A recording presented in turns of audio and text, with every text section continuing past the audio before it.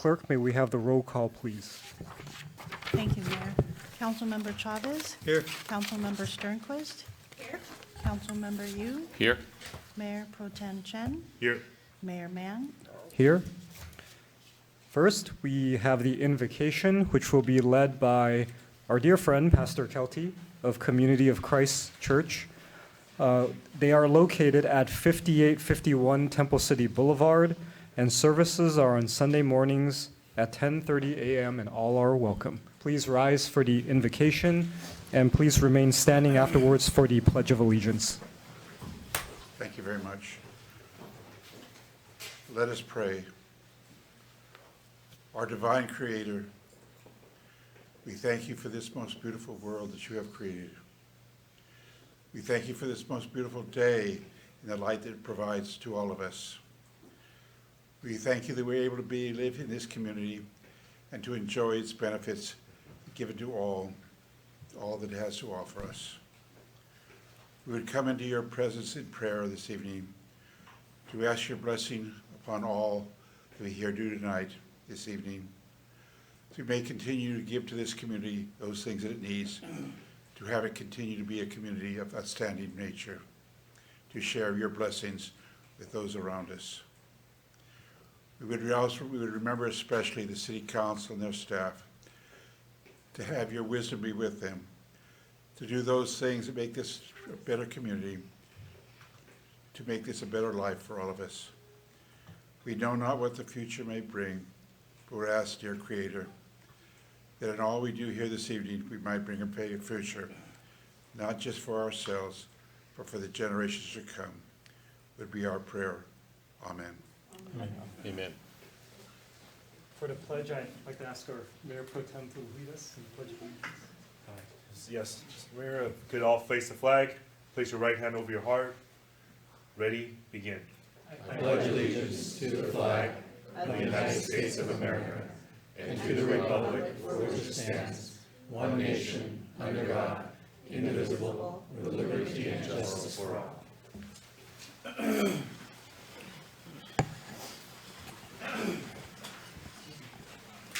Okay, next we have ceremonial matters, and tonight we have the pleasure of recognizing Oak Avenue Intermediate School as a California Distinguished School, as well as a National School to Watch.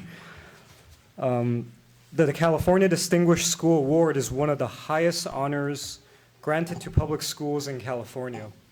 Schools are selected through a rigorous review of student performance data and evidence of sustained academic achievement, effective instructional practices, and systems that support positive outcomes for all students. Oak Avenue Intermediate School earned this distinction under the Closing the Achievement Gap category. This recognition highlights measurable progress in ensuring that all students have access to quality instruction and the support needed to succeed. Oak Avenue Intermediate was also named as a National Middle School to Watch, a prestigious designation awarded by the National Forum to Accelerate Middle Grades Reform. Schools receiving this honor must demonstrate exemplary performance across 4 key areas: academic excellence, developmental responsiveness, social equity, and strong organizational systems. National Middle Schools to Watch are recognized nationwide as models of outstanding and effective middle school education. Now, on a personal note, I did have the pleasure of visiting Oak Avenue some years ago, and I will say the students there are phenomenal. The staff there are amazing, and it is not a surprise to me that Oak is being recognized for this.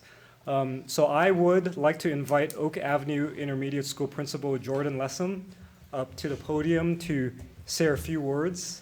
And afterwards, yes, please.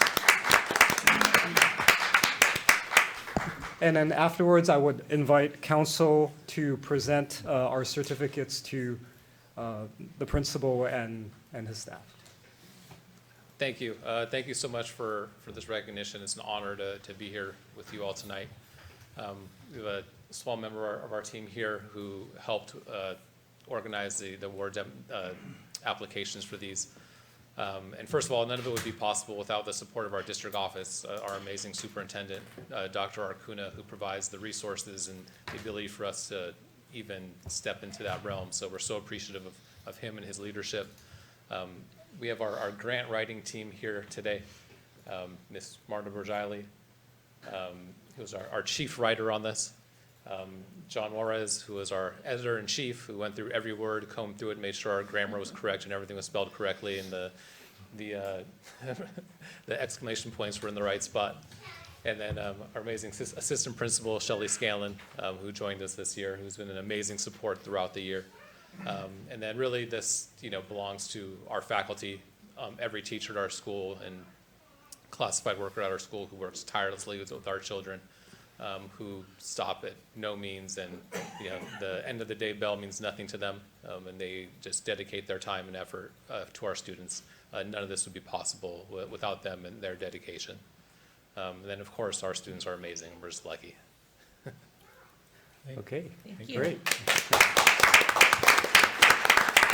So at this point, I'd like to invite City Council to join me in presenting 2 certificates of recognition.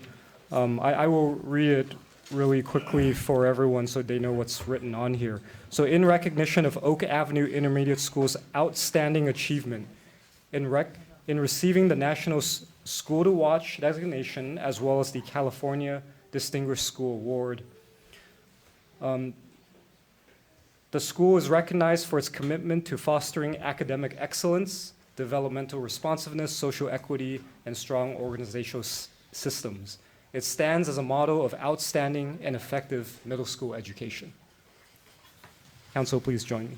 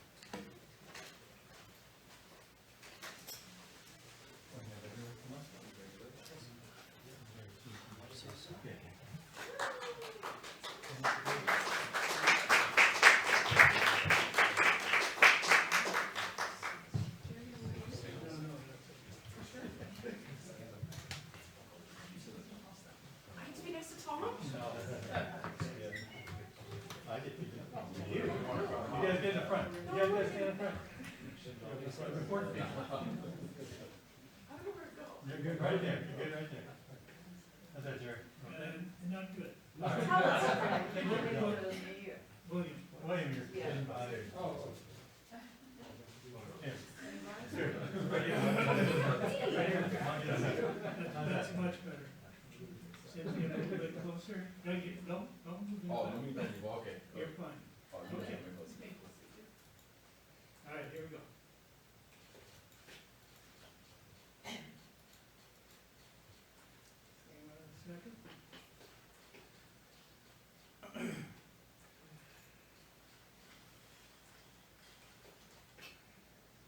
Great, thank you.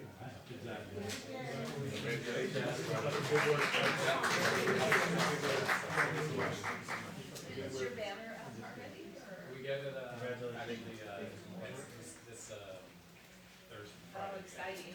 So we're gonna see it. Yes.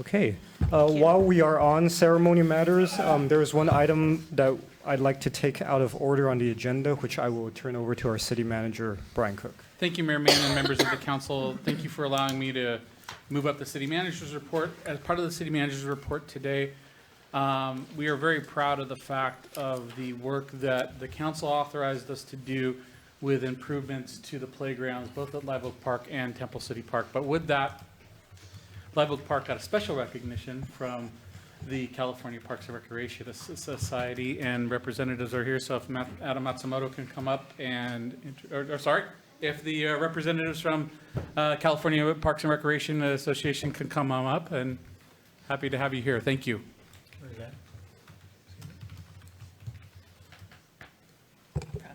Good evening, Mayor, City Council, City Team, and community. I am Janine Andrade, the 2627 California Parks and Recreation Society Section Representative. It is truly an honor to be in the beautiful city of Temple City this evening.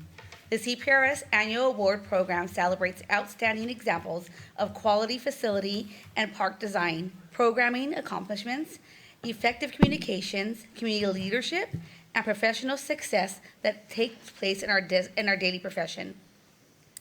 Through our 5 award categories, we highlight the people, places, spaces, programs, and stories that make communities like Temple City so special. CPRS State Awards had 186 applicants total this year and 52 total awardees. For the Park Planning Award of Excellence, we had 8 awardees in 3 subcategories. It is my great pleasure to present the Planning Award of Excellence in the Neighborhood Park subcategory to the City of Temple City for the Live Oak Playground renovation.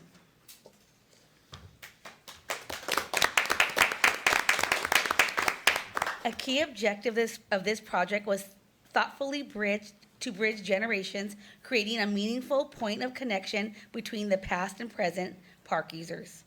Adults who once played on the original rocket structure can recognize and appreciate its legacy, while today's children are invited into an engaging, imaginative play experience designed to meet modern recreational needs. This intentional design approach reinforces a strong sense of continuity, community identity, and shared history. Equally important, the project prioritizes inclusive and developmentally appropriate play opportunities. The playground encourages creativity, physical activity, and social interaction among users of all ages and abilities, ensuring that every visitor feels welcomed and engaged. As the primary recreation and open space hub for Temple City, Live Oak Park plays a vital role in the community. The introduction of this new space-themed playground has re-energized the park's northeast corner, honoring its rich history while creating a dynamic destination that appeals across generations. A standout element of the project is the extensive community outreach and public input process. Through this collaborative effort, the design team delivered a truly inspired playground, one that authentically reflects the voices, memories, and aspirations of all residents. The result is a thoughtfully balanced, forward-looking recreation amenity, one that honors tradition, celebrates community, and will serve a vibrant gathering space for years to come. Kudos to the Parks and Recreation Commission and the Parks and Recreation Department. Congratulations to Temple City on this outstanding achievement on winning the 2025 Park Planning Award of Excellence in the Neighborhood Park Subcategory Award of Excellence. I also wanted to add, this one-of-a-kind award plaque was handmade by an artist through the LA-based nonprofit called Piece by Piece. Not only are you being recognized with a unique piece of artwork, CPRS is also helping people who were formerly unhoused and low income to develop marketable skills, self-confidence, and an improved quality of life. Congratulations, Temple City.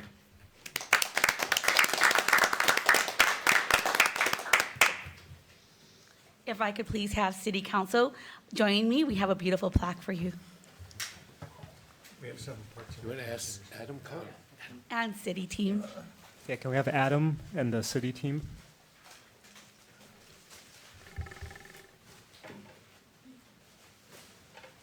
Brian.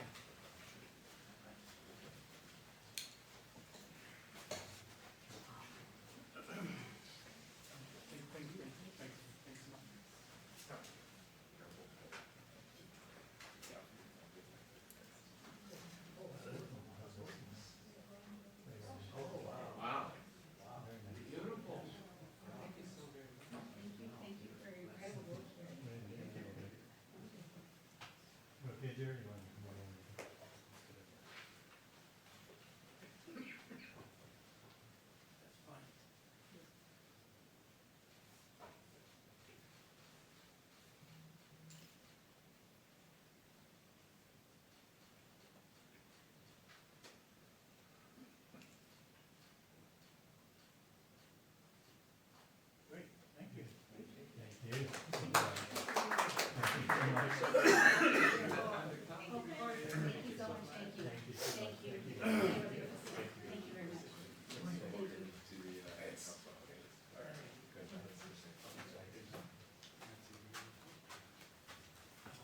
I think there's a cough drop over here.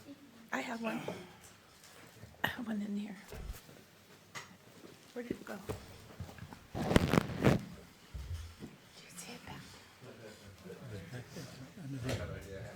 Right in the middle. I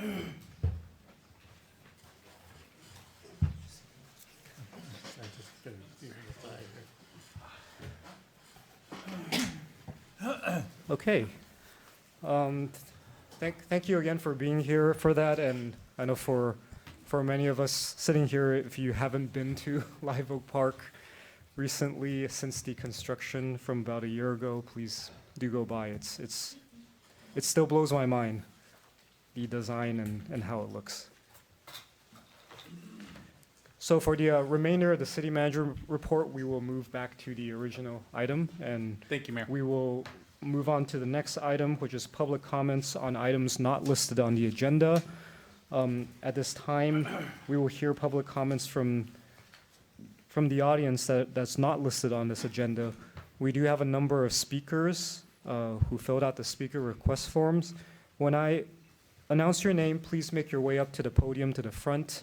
And please note that you do have 3 minutes to address the council. So our first speaker is Alan Houstengard.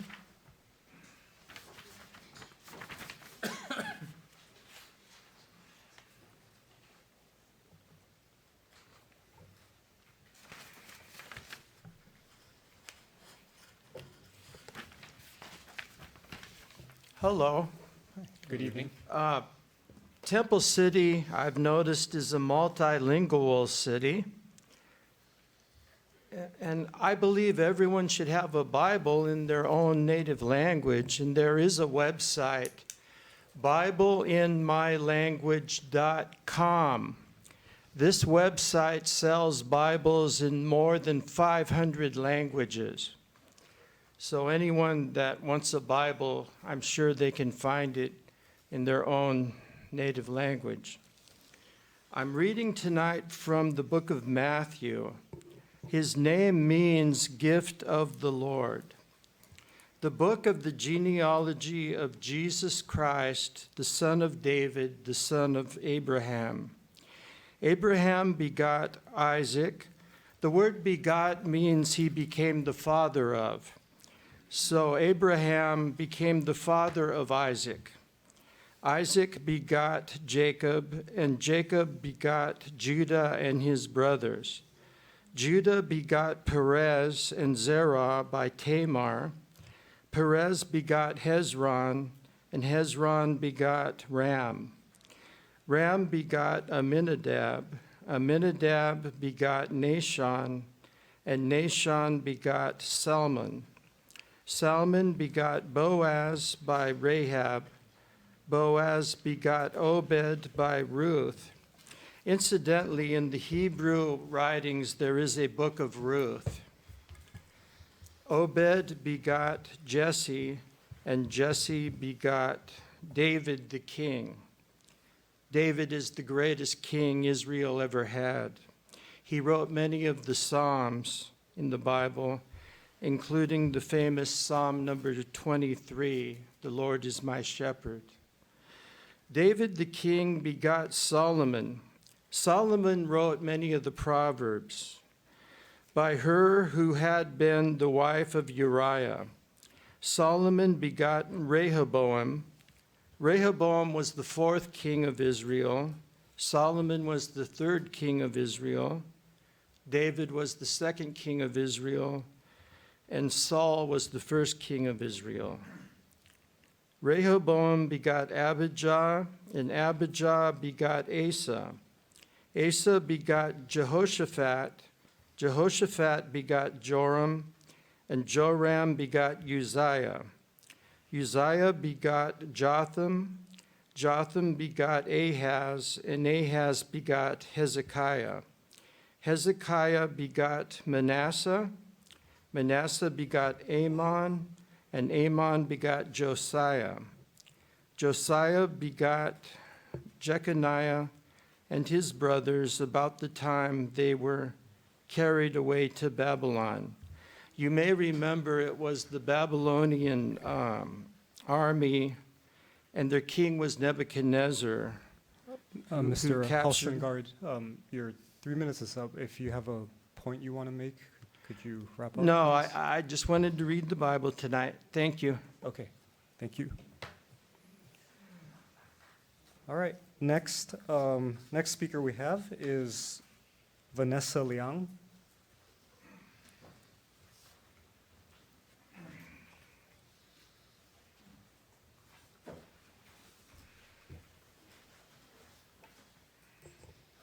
Hi, good evening, mayors and city council members. My name is Vanessa Liang, and I live in Temple City.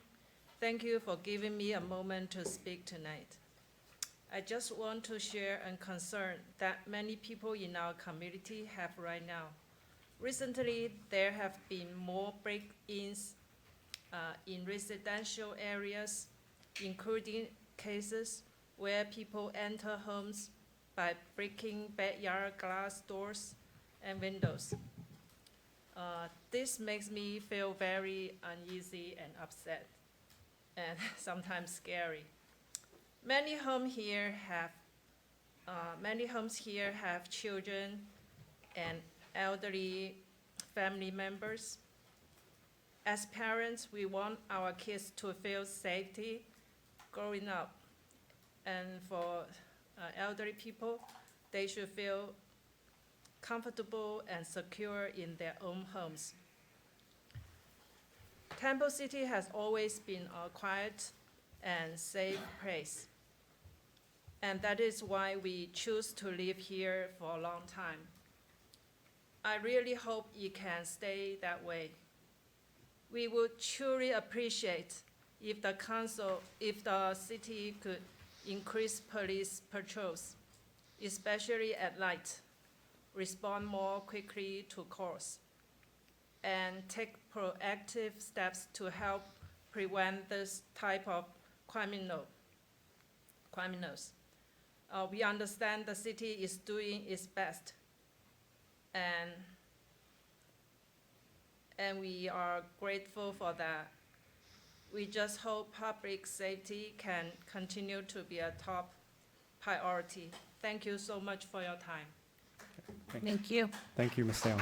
Thank you. Next speaker we have is Howard Chen.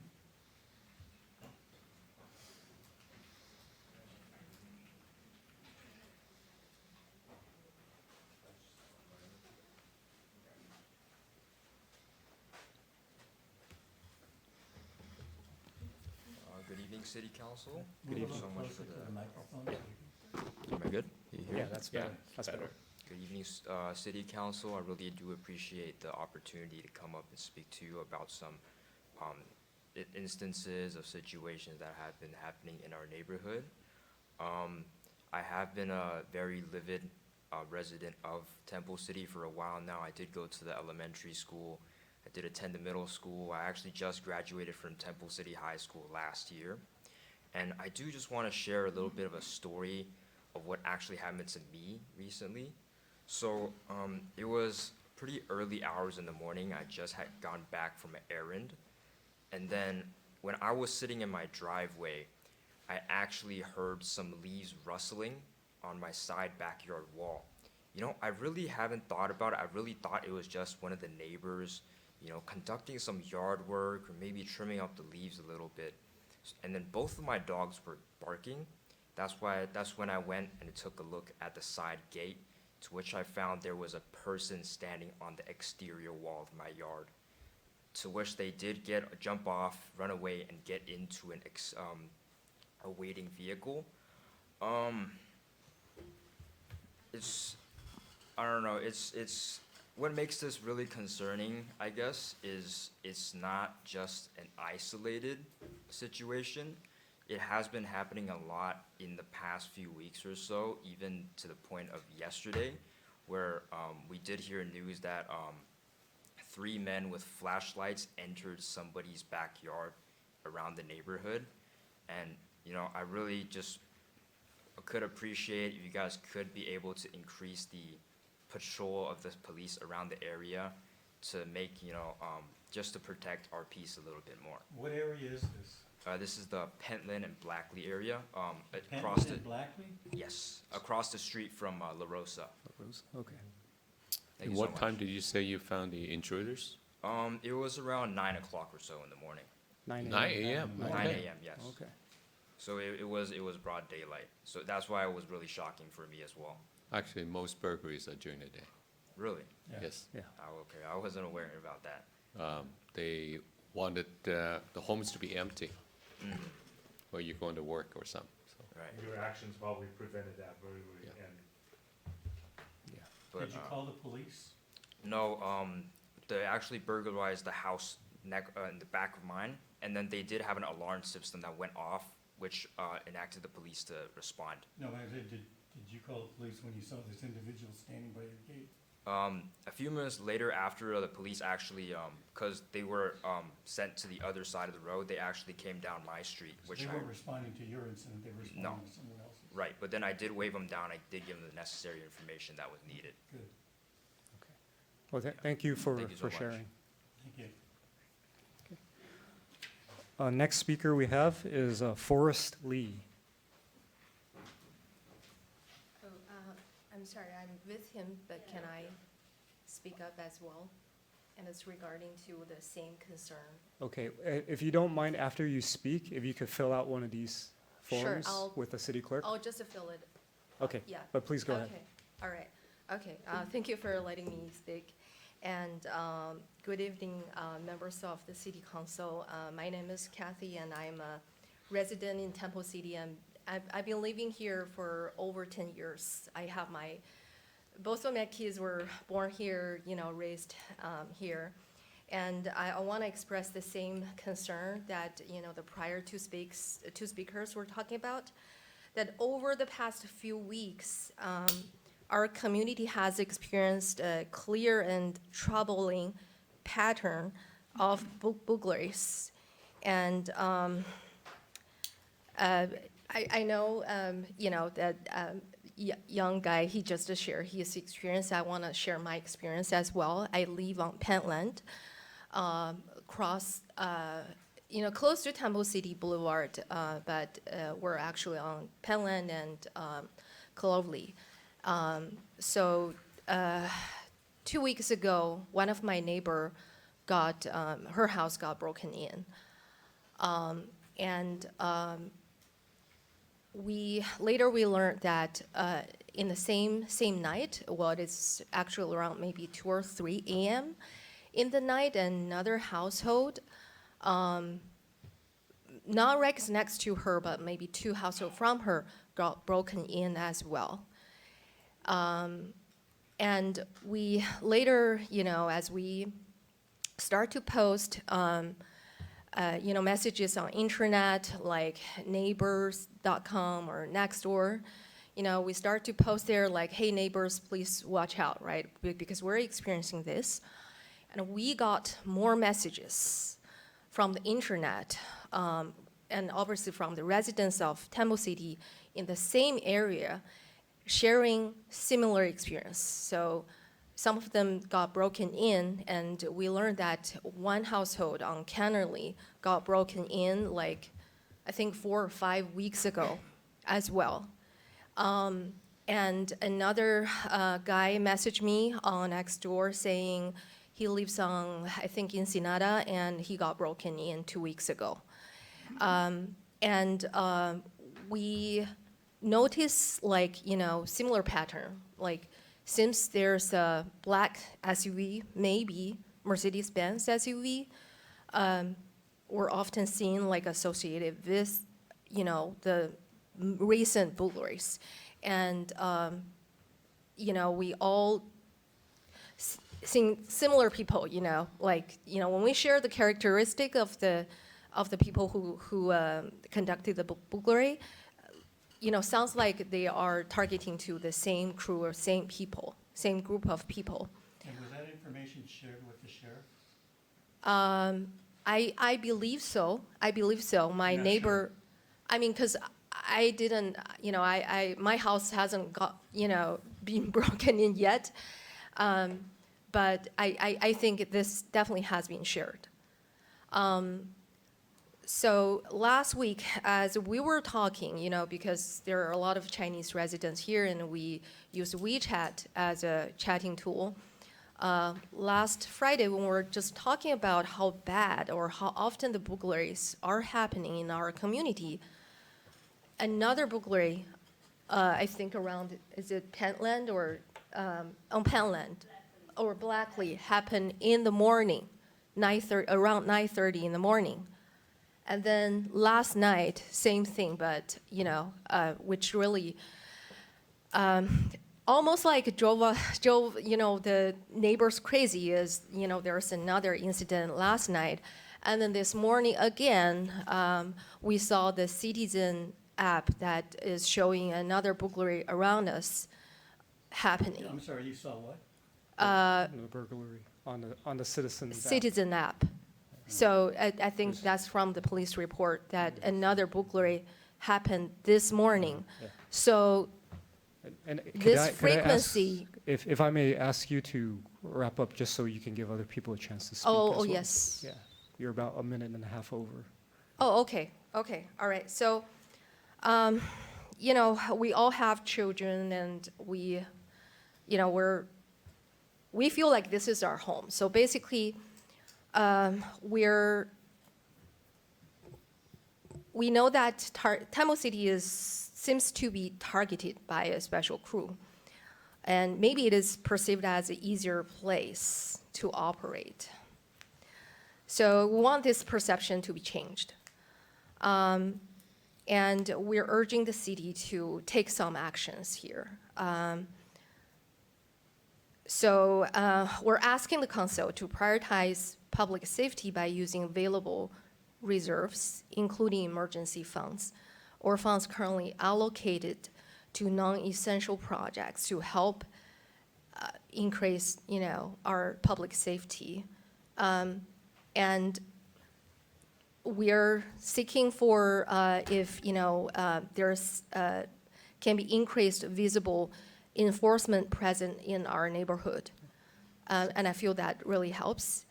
And if there's any deployment of private patrol. I'm going to stop you right there, Yeah, because so you've taken the time of two people. I'm done. And I will have our city manager provide some more details addressing some of these concerns. Okay, thank So, you. Yeah. Thank you. Okay. Is there anyone else who'd like to address the city council at this time? Oh, I'm sorry, Forrest Lee. Yes, you were supposed to be next. Please come up.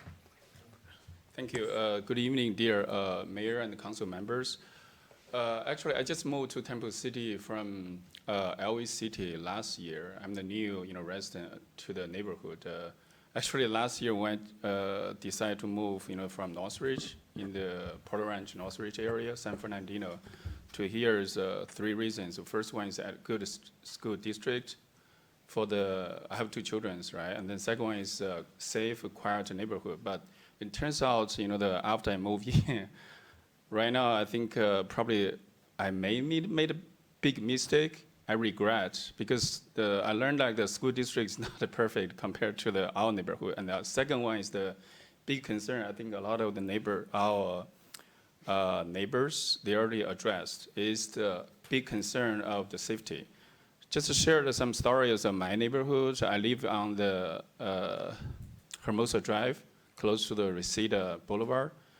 I think it's 3 months ago, the neighbor across my road got I think it's broke in. And then 2 weeks ago, when I was taking a spring break with my children, and then my tenant, his car, the catalytic, the converter was stolen.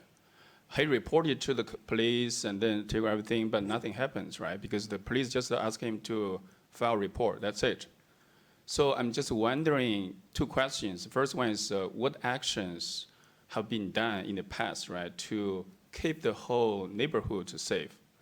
Instead of maybe forcing like Temple City become another Zubier, like San Francisco city, right?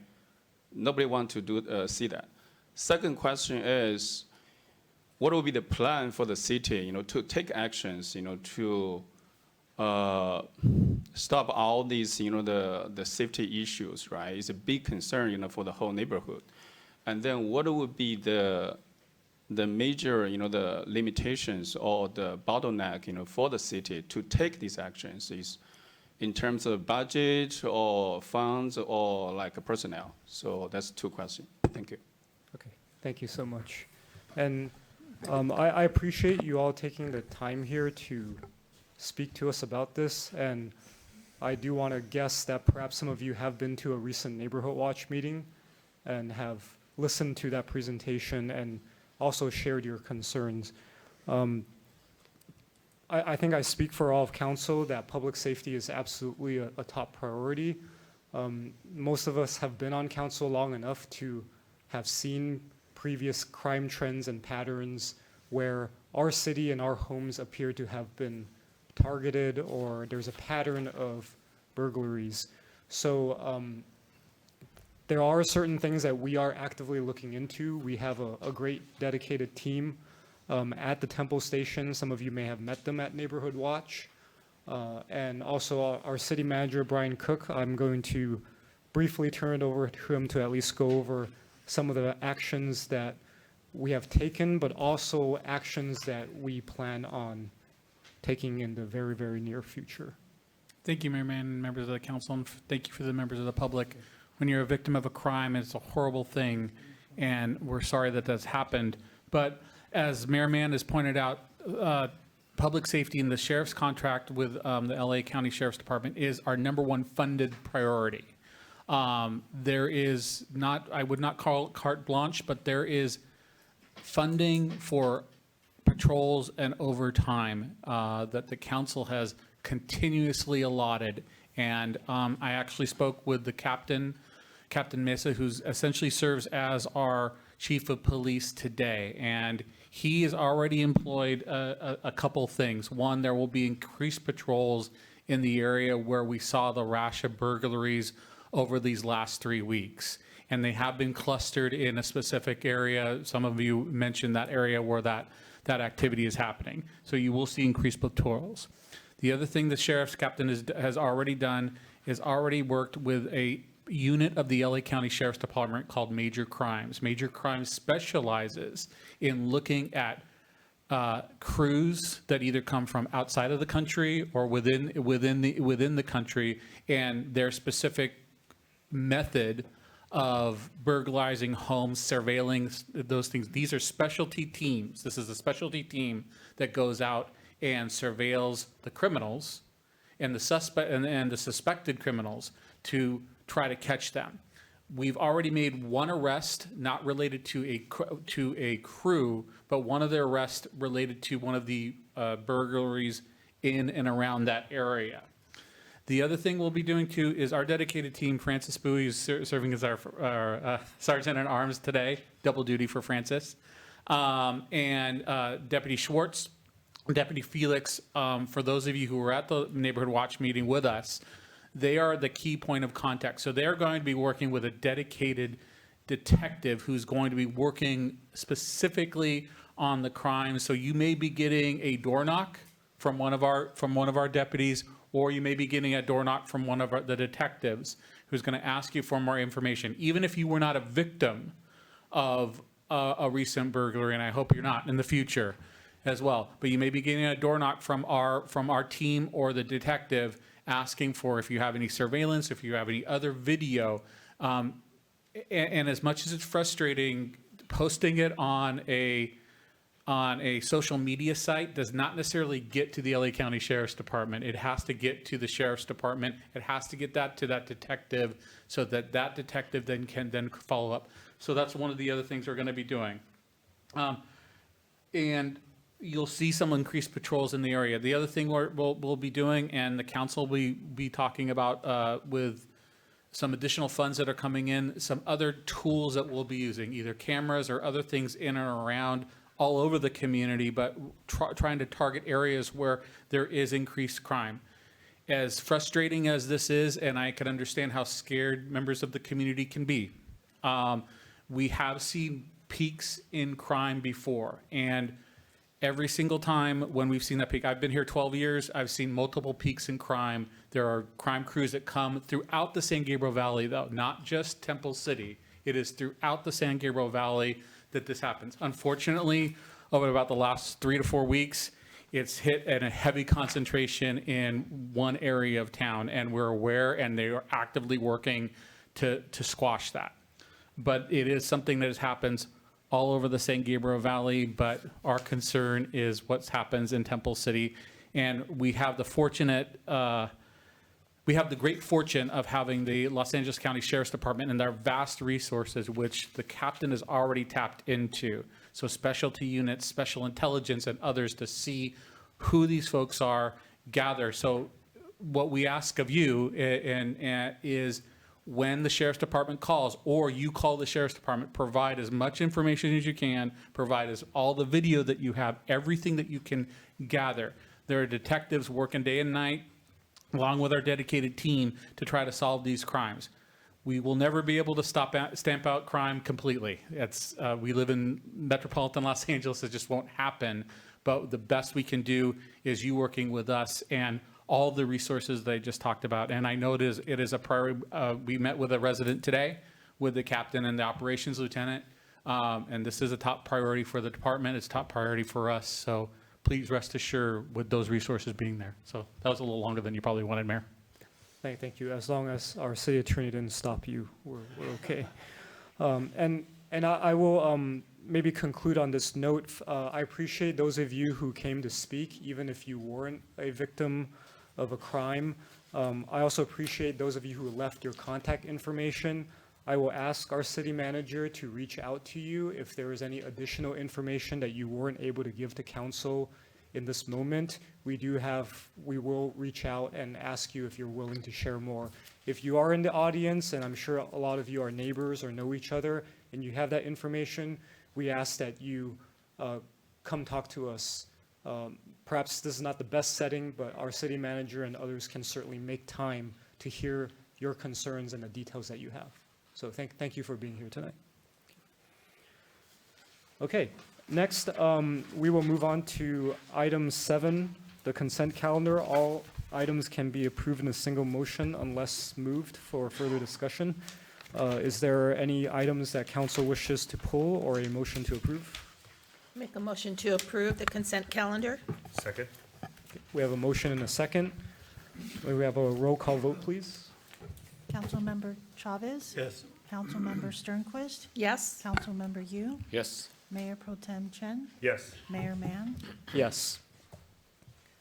Okay, next we move to the public hearing 8A, introduction and first reading of ordinance number 25-1086 for annual code amendment series 8 or series D of various sections of the municipal code and the Crossroads specific plan related to administrative procedures, zoning definitions, and development standards. We will start with our city manager. Thank you, Mayor Mann and members of the council, and thank you, and I apologize, thank you for your patience with me on pulling this from the last meeting so that we could be prepared for tonight. So if I could just provide a brief introduction. When the council adopted the new well, it's not so new anymore, general plan and zoning code, what we did as part of that commitment was to come to you with annual updates for things that either we're hearing from the Planning Commission, from constituents, or from you in terms, or things we're seeing in the field. And you'll see a couple of those things that we're talking about that we think need to be changed in order to either make consistency changes or errors that may be in the zoning code, but not errors per se of application, but just some inconsistencies that we think could make the zoning code more coherent in its enforcement, and or just also to we know the state of California has made a lot of changes in what they allow us and don't allow us to do. So this then annually gives us the opportunity to make those changes in one coherent format. Some of the other things that I did pull from this agenda will be talked about as part of a broader discussion about the Las Tunas corridor and the business area so that there's some coherency and a complete package of a discussion of any zoning code changes or any other land use changes that we want to talk about in the future about Las Tunas. So with that, I will turn it over to our Community Development Supervisor, Mr. Boo. Thank you so much, Mr. Cook, and good evening, Mayor, City Council, and members of the public. As mentioned, tonight's public hearing item is the annual code amendments, also known as Series D code amendments. So some more background. This series is actually part of a 4-part series. Series A, B, and C were previously approved by the city, which were adopted to refine the municipal code. And Series D is being proposed for additional refinements and improvements that will further update the code. On October of 2025, the Planning Commission approved and recommended City Council adopt the proposed code amendments. So the proposed code amendments would respond to these different categories, and the next few slides will detail what's being proposed and provide further information on why they're being refined. The first I wanted to talk about is mobile food vending. Currently, the municipal code requires that mobile food vendors relocate every hour. However, it doesn't specify any distance requirements or any operational standards. Therefore, staff is recommending that we include a requirement for relocation, that they relocate a minimum of 500 feet for every hour, and also limit the operations so that they don't occur at the same location more than once per day. Also, staff is recommending that the hours of operation are prohibited between the hours of 10 p.m. to 6 a.m. Mr. Mayor, may I ask a question on this? Mr. Wu, so if this get passed, how do you notify the vendors? Is there some kind of outreach to let them know?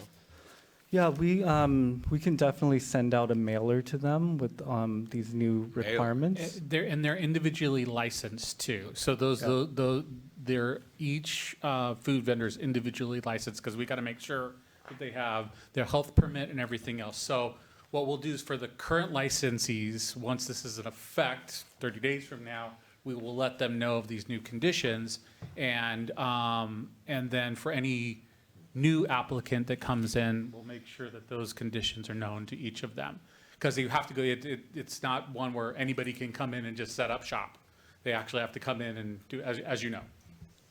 Can I make a suggestion? I understand the written notice, but we don't have that many mobile food vendors in the city. What would it be wrong with just having code enforcement go out and tell them or give them something, hand them something with this, so that we make sure that they understand. Sure. At the time. I mean, that would make a lot of sense to me anyway. And also, another question I had, Tony, is does this new proposal also apply to food vendors that have just carts like set up in the park? Or is it just to these lunch trucks that you have in the picture of the?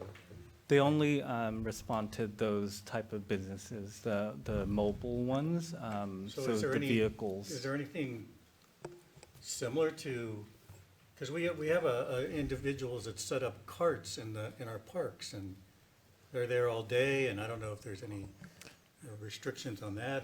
This doesn't apply to that. No, unfortunately, the state law that oversees mobile food vendors, these lunch trucks, is different than sidewalk vending. And so what allowances we have for sidewalk vending is different than what we'd have for mobile food vendors. But we can meet with the city attorney's office and see what we can do about sidewalk vendors and see if there's anything else we can do on that case. Thank you. Yep. Yes, sir. Well, if I may add, also, I think this is a step in the right direction. I just think that perhaps there are specified locations that may impede traffic or visibility of traffic ought to be considered as well for prohibited locations, because certainly we don't want the presence of such trucks, which a lot of times would decrease visibility. And I'm talking about exiting from the southwest corner of Las Tunas and Rosemead. There have been 2 large trucks, which really greatly impacts and visibility from those that are turning out onto eastbound Las Tunas Drive. I think there's a certain location I like to see more limitations placed on it, just out of our motorist safety. Okay. Yeah, there's already in the code, there's some requirements for how far they have to be from corners and from driveways, but we can definitely talk to the city engineer, traffic engineer, make sure that those distances are large enough to, given the speeds on those streets. Yes. Do we know generally how many of these do we have in the city on any given day? There's less than half a dozen that are licensed through the city. It's probably 4, I think. that are But they're not all currently set up every licensed. day either, I don't think. That's right? correct. Yeah. Yeah. Okay, thank you. All right, Mr. Boo? Okay. So the next proposal is in regards to the city's business license relocation provisions. This is when existing business, when they're relocating to a different address that is within Temple City. Currently, the municipal code requires a fee of $1 for the relocation request.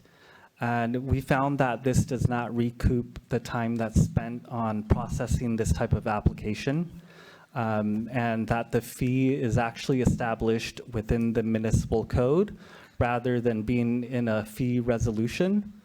So staff is recommending that we update the code to set the fee equal to the cost of a new business application that will be approved via fee resolution. And what is that fee? The fee for a new business license is around $350. So if they move, that's what they would have to pay. All right, and the next item is, it has to do with community clinics. According to AB 2085, the state is now requiring cities to allow nonprofit community clinics through a non-discretionary approval process, so without public hearings. And cities are required to permit them where office, retail, healthcare, and or parking uses are allowed. So to comply with the state's requirements, staff is proposing to add a definition of community clinic to the municipal code, and to also allow them in commercial and mixed-use zones, while also updating the off-street parking requirements to liken them to the existing medical office uses. Our next proposed amendment is for community care facilities. AB 2162 currently allows, is a state mandate that allows community care facilities to locate in all residential zones. These type of facilities are state licensed facilities that provide non-medical care and supervisions for individuals with physical disabilities or mental issues. Small facilities are known to have 6 or fewer residents that would be allowed by right, while large facilities are ones that comprise of 7 or more residents that the state allows cities to require a CUP. Mr. Mayor, I do have a question, Mr. Fu. When you say residents, so are these overnight facilities? Yes, so essentially the patients would live on the property. They would be residents. I see. Mayor, I have a question. Yes. When you say large facilities may require a CUP, who makes that call? So I think that's the reference from state law. It says that the city can require a CUP. What we're proposing is that the large facilities do require a CUP. Okay. Yeah. So it'll be Affirmative, then. Yes, yes, Okay. yes. So like section 13 under that code of your ordinance, it says, community care facilities large require a CUP. Okay. Yeah, thank you. And I suppose since it is through a state license, it's the state agency that oversees enforcement of Yes. those to determine what's small and what's large? Well, the state would require them to come in and get a license and permitting if there's 7 or more residents. If there's not 7 or more residents, if there's 6 residents or less, then they're not required to get a business license and they're not required to notify the city. But it's the state that takes the kind of, they take the lead in the process. So in practice, there's really no way we could know if someone applied under 6 or fewer residents and is actually operating as a large That's facility. pretty much the case, yeah. So we do have facilities already in the city under different ordinances and under different laws. And they come in, they don't require a business license, and they move, yeah. They operate a lot like just a single-family house would, except there's multiple residents that are unrelated. I think in the past, I've heard from neighbors saying, well, it looks like there's a lot of people living here. Can you look into that maybe? So that would be a code enforcement issue? Yeah, if people think there's something unusual happening, they're more than happy to reach out to us, and then we reach out to the state just to verify that they have a license for what's happening there. Yeah. And we have a list of the facilities. They make it available online. It's very transparent. Good. Yep. Along with requiring large facilities to have obtain a CUP, we're also recommending that the definitions are updated in our code for small and large facilities, and also allow small facilities within single-family dwellings. The next item is a proposal to respond to AB 2632. Which the state requires cities to treat thrift retail stores the same as general retail stores. However, cities are also allowed to impose design and operational standards on these type of businesses. Therefore, we're recommending that the code is updated to include the definition for thrift retail store, to allow them by right where general retail is permitted, and to require a CUP for large facilities that accept large donations, such as refrigerators and stoves, and also impose operational standards to regulate the donation area and drop-off, security, storage, signage, parking, and operation hours. I have a quick question. Do we currently have these so-called thrift retail stores in the city? And if not, what would be an example? An example of that would be like a Goodwill or something like that.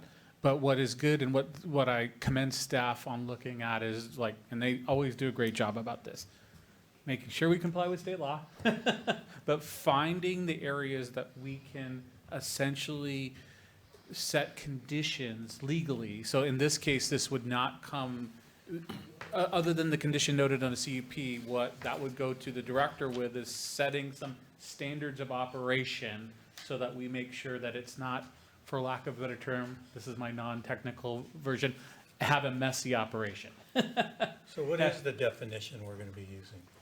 Do we have that yet, or we're still developing that? The definition of thrift store?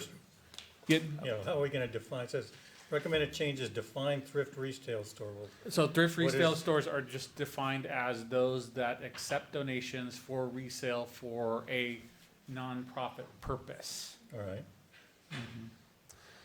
I'm sorry, they don't necessarily have to Not- be nonprofit, nonprofit. excuse me, you're right. So what we are seeing Savers is like more that. in the, what we're seeing more of are for sale thrift stores. And So you're is seeing kind Savers of an example of a thrift retail store? Yes, it is. It actually, it is. It But doesn't. they're not in Temple City. They're not in Temple City, but they're right adjacent to it. Right, I know where it is. And they're the part of it, they provide donations to other, like Red Cross and others, but their business itself is a profit, for-profit course, yeah. business. So thank you for that clarification, Scott. Okay. So the next proposed amendment responds to the state's new public noticing requirements, also known as AB 2904. This requires cities to provide a minimum of 20 days of public noticing for any zoning ordinances or amendments to zoning ordinances. For instance, tonight's proposed code amendments is kind of the guinea pig for this new state law. So instead, our code currently requires 14 days of public noticing. We noticed the public notice 20 days in advance, and that would allow more public review for the item. So we're recommending that the code is updated to change the public noticing rules to require at least 20 days. When it comes to density bonuses and concessions, currently the City Council is the approval body when it comes to these requests.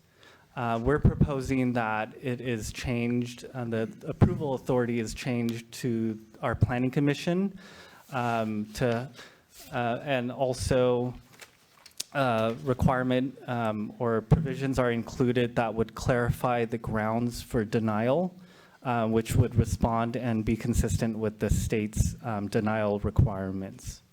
And additionally, too, that does not preclude the council from calling up an item that has been approved. So the state now says, city councils, you can no longer be the body to approve these.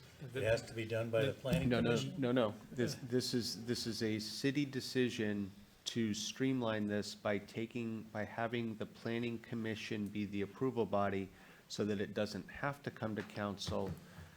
And the state's okay with that? The state's okay with it, but in a case in which a matter is appealed, either an approval or a denial, or as the city manager said, if a council member wants to call it up for review because you feel it's an important enough project that it should come to the council as a policy matter, that can still happen. Yeah, I think we've done that in the past. You have done it, and it can be a very useful tool. It's just we had been operating under a much older density bonus set of statutes, and as the statutes have been updated, it seems to make more sense, again, from a just sort of streamlined approval process, to not require those hearings to come to the council unless they are that kind of sensitive political matter. That makes sense. Thank you.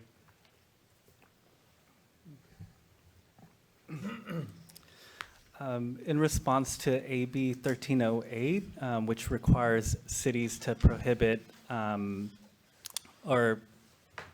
cities from requiring off-street parking when single-family homes are expanded or additions are done to homes, unless these additions exceed the maximum height or FAR, which is floor area ratio within the zoning.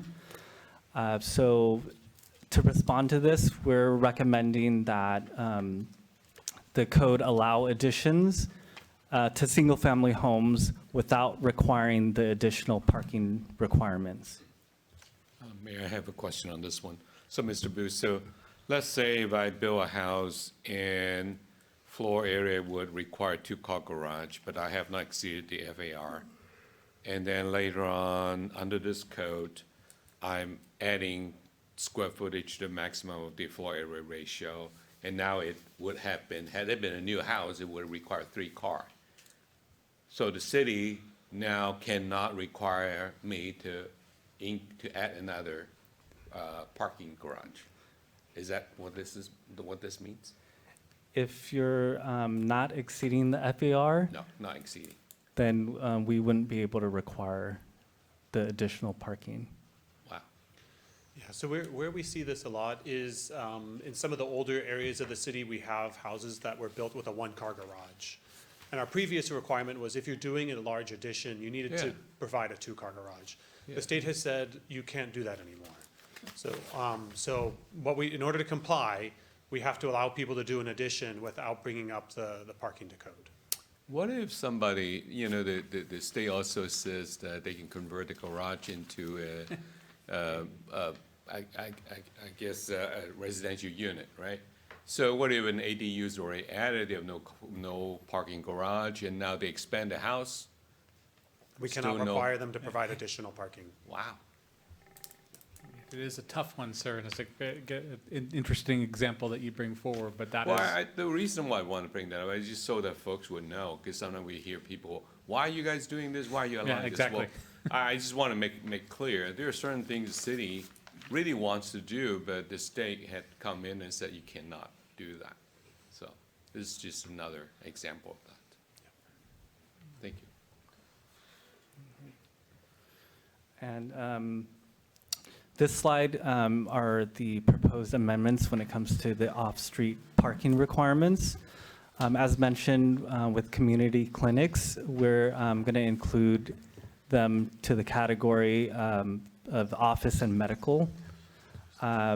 With day spas, to include them with personal services.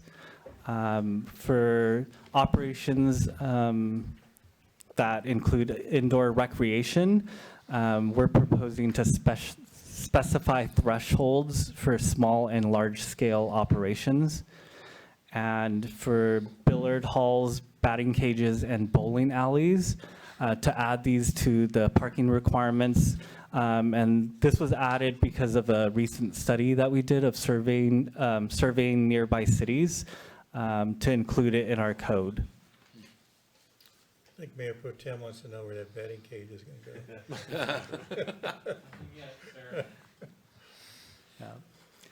go. We're also proposing to require CUPs in all commercial and mixed-use zones. Currently, a CUP is only required in all commercial zones, but they're allowed by right in mixed-use zones.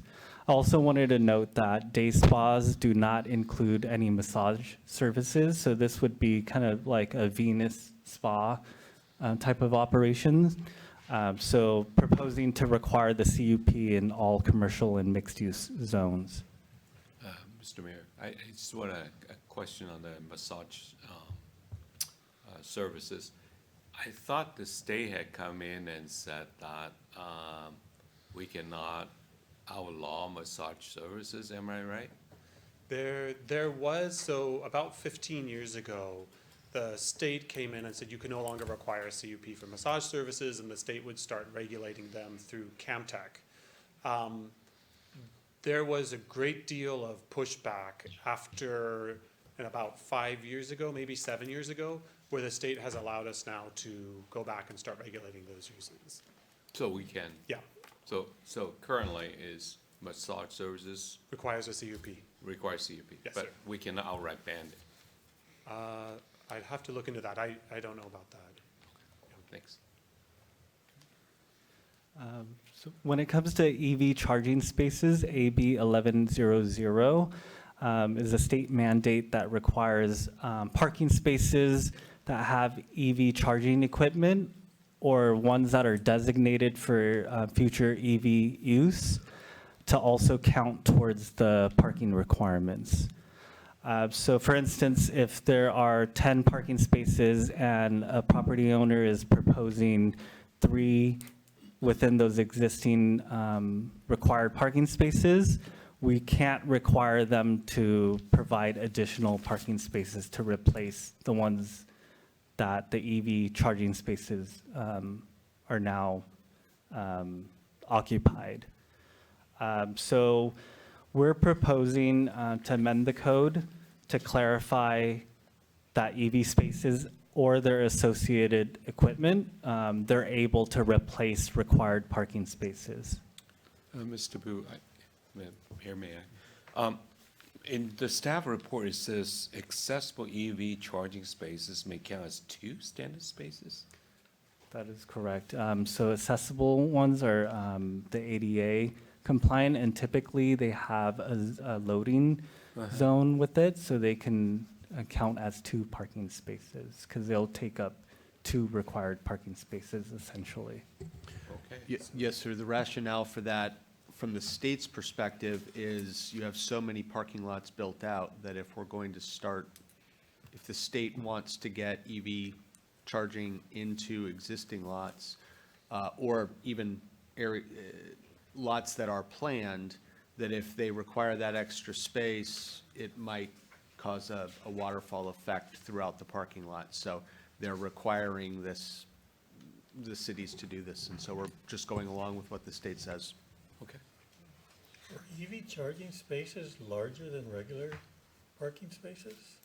My experience is that they're exactly the same size, and the charging station itself is in the front of the vehicle, so it doesn't take up any space. It's basically the same space. I've seen configurations where some of the units are in between the parking spaces. Oh, okay. I think the state just wanted to make sure that if in order to convert one parking space into an EV space, you really needed to use 2 parking spaces, that you'd be allowed to do that. So they just want to make sure that there's room for that equipment without stopping the rollout of EVs. Okay. Are there any standards for minimum number of EV spaces with accessible aisles, or is that completely discretionary? Oh, I'm not aware of how EV and accessible standards overlap. I'd have to talk to the building You mean official about handicap that. accessible? No, the one shown on the picture with the access aisle. I'm wondering if there was some sort of development standard that requires that if you put in EV stations, that there has to be a minimum number of those with that, or is there none at all? I think that's in relation to ADA accessibility. Yeah, in the building code, they require, so if you have 2 EV parking spaces, you, 2 required, you have to have the equal number of ADA parking spaces. So 2 regular ADA spaces would warrant 2 ADA compliant EV spaces. So it has to be like equal So you would have opportunity. a total of 4 I see. handicap accessible spaces then? Oh, it would be 2 ADA. Two non-EV charging, and then you said if you have 2 regular spaces that are accessible, you have to have 2 EV charging spaces that are also handicap acceptable. So that would give you 4. So a 2 total non, of 2 EV. No, I think what you mean is the regular ADA parking spaces that are not EV. If you have 2 of them, then you need 2 EVs that have that, right?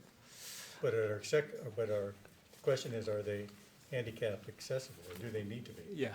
I'm sorry for the confusion. So if you have 2 EV charging spaces, you have to provide the equal number of ADA compliant EV charging spaces. So if I had 2 non-accessible ones, you have to provide 2 others that are. Yes. So they have to balance out. The ratio is 1 to 1. And it's based on the California Building Code. And is this a new law that's gone into effect recently, or? Because I can tell you in the last 4 years that my wife has parked her car, I can't recall ever seeing this striped area like they do for handicap. It's just a parking spot and that's it. You're lucky if you get that. The standards have changed So recently. so we're gonna start seeing more of those. I Yes. think. Okay. Thank you. The next item is for minimum dwelling unit size. Our housing element that was approved has a objective to remove the minimum dwelling unit size requirements for all of our residential zones. So staff is proposing to do that, to remove them from all of the R zones.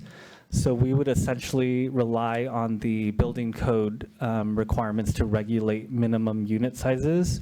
For instance, an efficiency unit, it requires at least 220 square feet for a unit.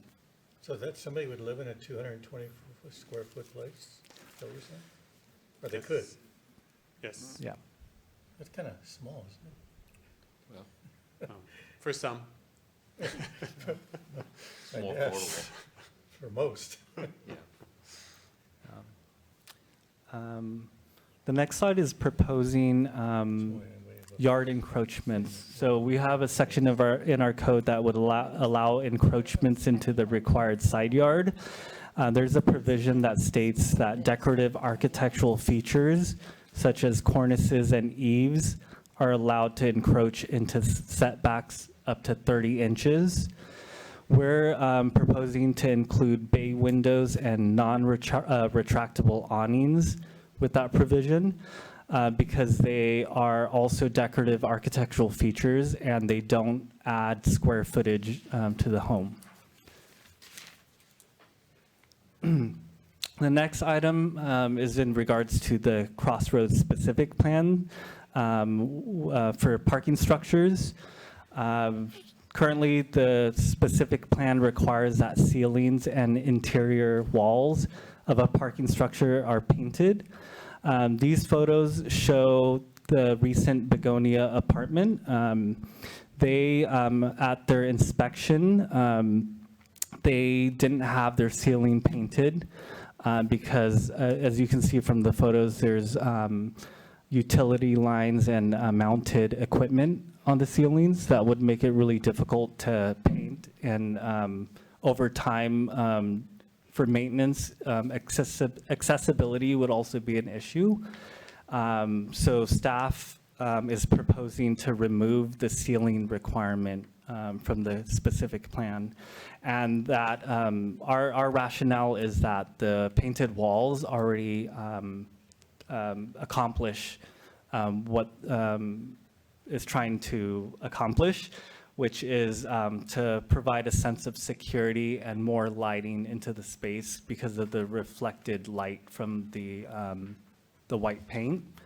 And we're also proposing to include a light reflectance value so that it's a bright color, not like a dark color that would absorb the light.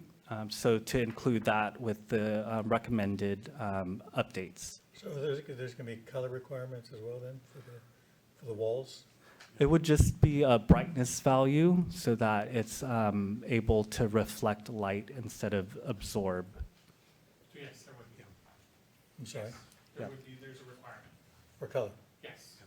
So ones I've usually seen are like white or Yeah, some yeah, off-white. not necessarily a specific color palette, just lighter colors. So whether it's white or a light yellow. So if somebody wanted to put a pink wall painting, could That'd they be do great. that? Yeah, but as long as it's a bright pink or I should say a light color pink, not a dark red or a maroon or something Yeah. like that. Yeah. Like your shirt? Oh, Okay. fantastic.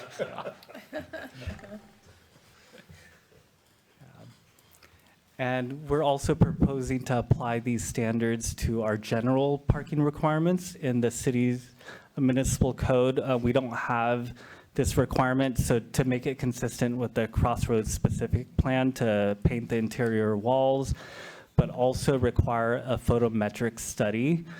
This photometric study will be reviewed by staff and is to review all of the proposed light fixtures within the parking area to ensure that there's also adequate lighting. Mr. Mayor, may I just add a question? So, I mean, it's great that we're requiring photometric study, but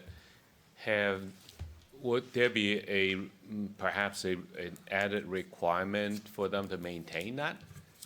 Because the photometrics obviously assume certain lights, the light output, but typically in a lot of these older parking garages, the owners would go cheap and not replace the lights. So the photometric, that really doesn't work anymore. Yeah, so the way the code is written here, it says underground parking structures shall have a minimum of 1 foot candle of lighting throughout. So if the Okay. fixtures aren't working, that we can talk to them about that using that code section. Thanks.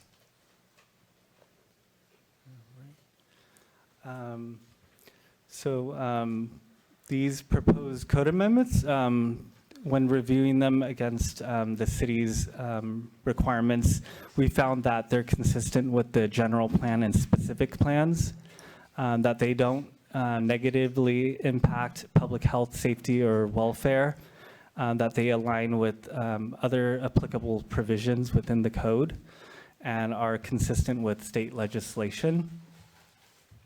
When reviewing them against the California Environmental Quality Act, we also found that they're not subject to CEQA review, that there's no possibility that they would create a significant impact on the environment. Therefore, with that said, staff is recommending that the City Council introduce the first reading and also schedule the second reading for May 5th of 2026. I'm available for any questions. Thank you so much. Okay, all right. Well, we move on to council questions. We start with any council questions? No further questions. Okay. I just have one last question I forgot to ask earlier. About the density bonuses that's going to be delegated to the Planning Commission review. You mentioned that we would establish the basis for denial within the code. And I think one of the bases for denial is if they don't meet objective design standards and building codes. So does that mean, one of our future items is establishing objective design standards for the R3 and mixed-use areas? So does that mean when that's established, then that is the guidelines by which the Planning Commission is going to be reviewing future development, say, within those zones?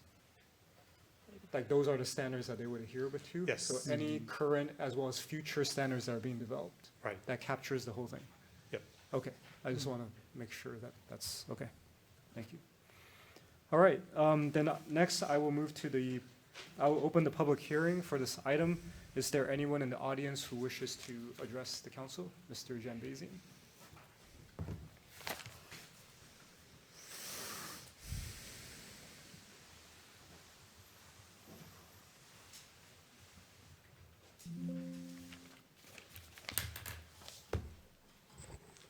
Thank you, Mayor Mann, council members. My name is Jerry Janbazian. I kind of enjoyed this whole presentation tonight. I thought it was worthwhile. But there's one thing that's bothering me for several years now, and I really haven't expressed it to that many people, except to Viet Tran. And we require that trash receptacles be not visible from the street, correct? Is that an ordinance or? I would like the same thing for porta potties. It is disgusting to see porta potties with ongoing construction that seems to never end. And the porta potty is right on the front lawn near the curb. If I was a neighbor, I would be upset. So I would like to see an ordinance where the porta potties have to be in the backyard, not visible from the street, because it's just terrible. I mean, every morning I come to work, I'm going down Loma, and I see a porta potty there, and the construction just never ends. I don't know what they're doing, but there's weeds around it, and doesn't look good. So I'd like to see some sort of an ordinance that requires the same type of thing for garbage cans and trash receptacles, that they not be visible. I'd like to see the same thing for a porta potty. Thank you for your time. Okay, thank you. Is there anyone else who would like to address the council at this time? Okay, seeing none, I will close the public comment. Are there any final council questions or comments on this matter? No.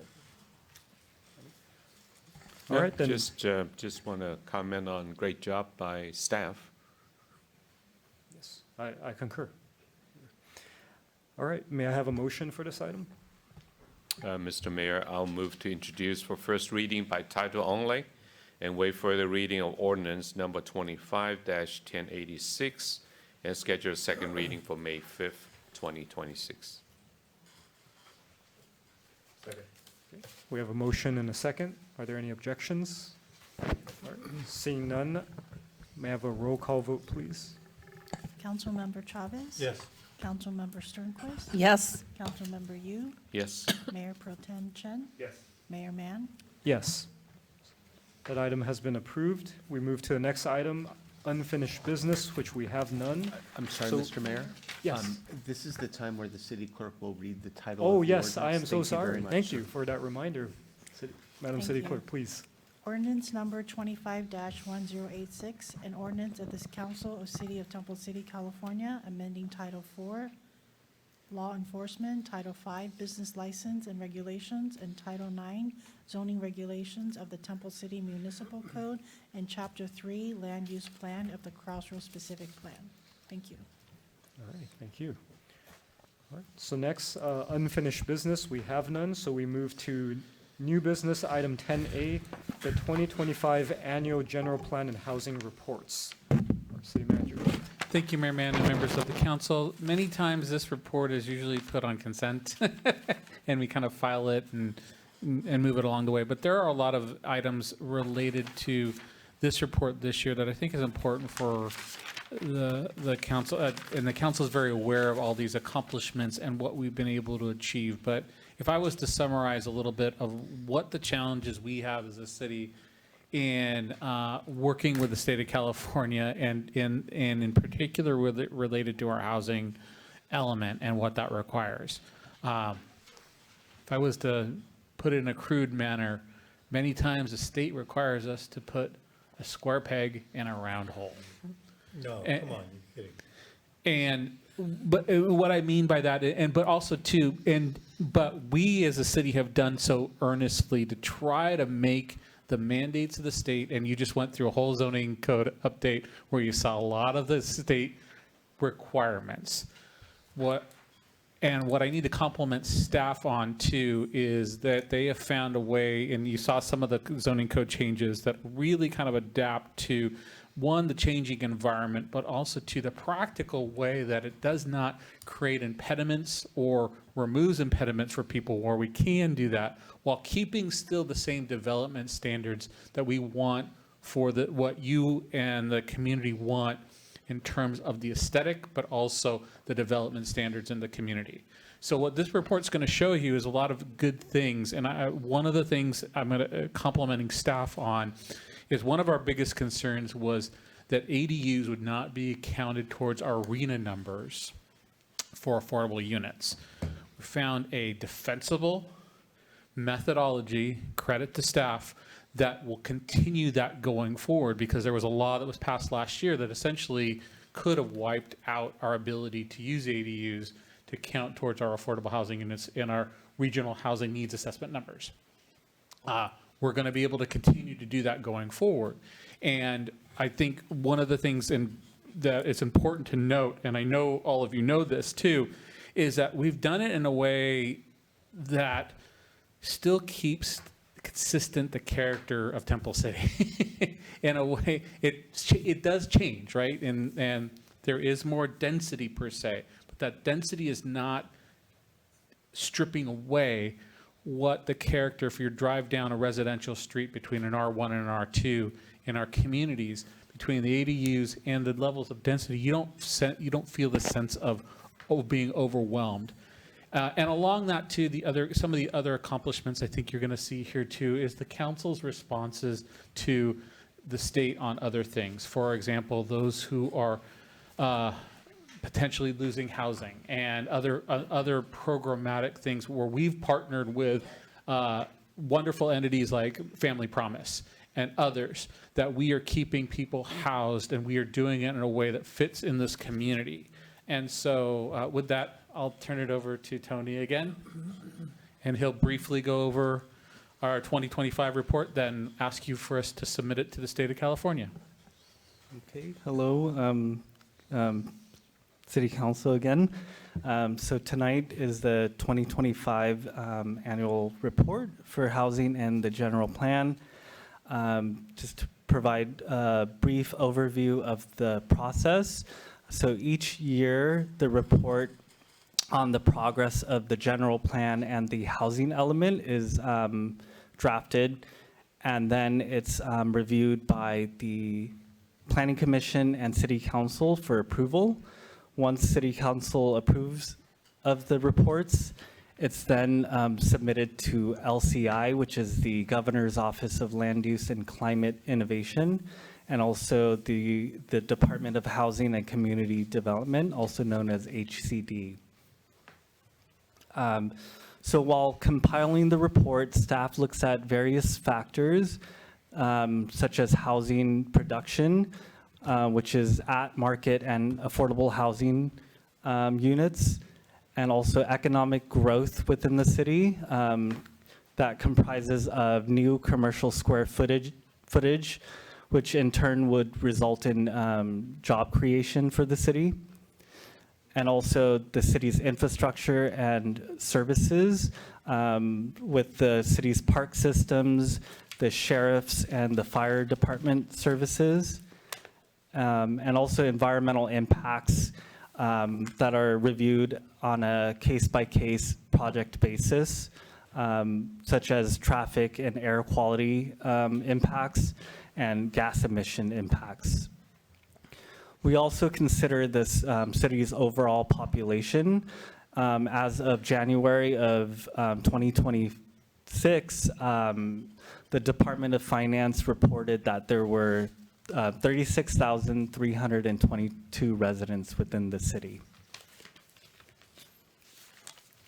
Within the housing report, we also have to highlight the accomplishments of 2025. So in 2025, the city worked on the subdivision ordinance update, also the ADU update, and SB 9. These ordinances are proposed or on track to be finalized of this year, 2026. Staff also reported that we worked with a consultant on a comprehensive approach for the Crossroads specific plan, and this is to encourage mixed use and housing projects within the Crossroads specific plan. When it comes to rental assistance and housing rehabilitation, we reported that for rental assistance, the city assisted 28 households with approximately $229,000. And for housing rehab, we assisted 7 households with roughly $233,000. We also reported that the city evaluated the potential for development impact fees. This study is anticipated to be completed and presented to City Council before the end of this year. We also worked with a consultant on developing objective design standards for the city's R3 and mixed-use zones, which are also anticipated to be completed by the end of this year. And as you know, tonight we also had our Series D code amendments that were approved by the Planning Commission last year, which addressed several housing element programs and other state legislation. And we also noted that the city processed a total of 52 ADU units for this year, which, so within our housing element, it projected a total of 275 ADU units. To date, we reported 251. So we're anticipated to surpass the housing goal of ADUs by next year. This slide breaks down all of the housing production with the different housing unit typologies since 2020. So as you can see, in 2025, we're reporting a total of 87 building permits that were issued for housing units. When you compare that to the previous 2024, it does show that there was a significant decrease in the number of building permits. And that's due to the fact that we approved the Cloverly mixed-use project, which consisted of 43 units. Similar to 2024, In 2021, we also approved the Begonia project that included 73 units. So we would consider these as outlier years. So if you compare, remove them and compare this current year to 2020, 2022, and 2023, it does show that we made significant progress in the trajectory. And as Mr. Cook mentioned earlier, the passage of AB 906 was effective on January 1st of 2026. And this limited the city's ability to classify or categorize ADUs towards the lower income RENA goals. Prior to 2025, the city categorized all ADUs as very low and extremely low. Now, with the new state law, ADUs can only be counted if it's supported by historical affordability data or supported by a deed restriction. Therefore, the state is requiring stronger evidence that for affordability classification. Mayor, who enforces that? HCD. So when an ADU is built, then now, this is going forward, correct? Correct. So if an ADU is built, then they have to put something on the deed? No, they don't. That is what the state is requiring for us, or that is one piece of evidence that the state is requiring, saying if you build an ADU and you want to count it as extremely low, you have to have a deed, a restricted deed on the property saying that it will only be rented to these folks. So this is just the evidence that the state is asking for. And the next slide will demonstrate how we're approaching it. So that's just this is just one element of what the state is then requiring us in order to continue to classify ADUs in those categories. Was I missing anything? No, that's right. If we want to count them as affordable, there's certain pieces of evidence we need to give them. Okay. One of those pieces of evidence could be an affordability covenant. Yeah. We don't do that right now. Another thing we could do is what we're proposing to do tonight, which is to use the SCAG model that had been developed and has been received by HCD in the past. Okay, thank you.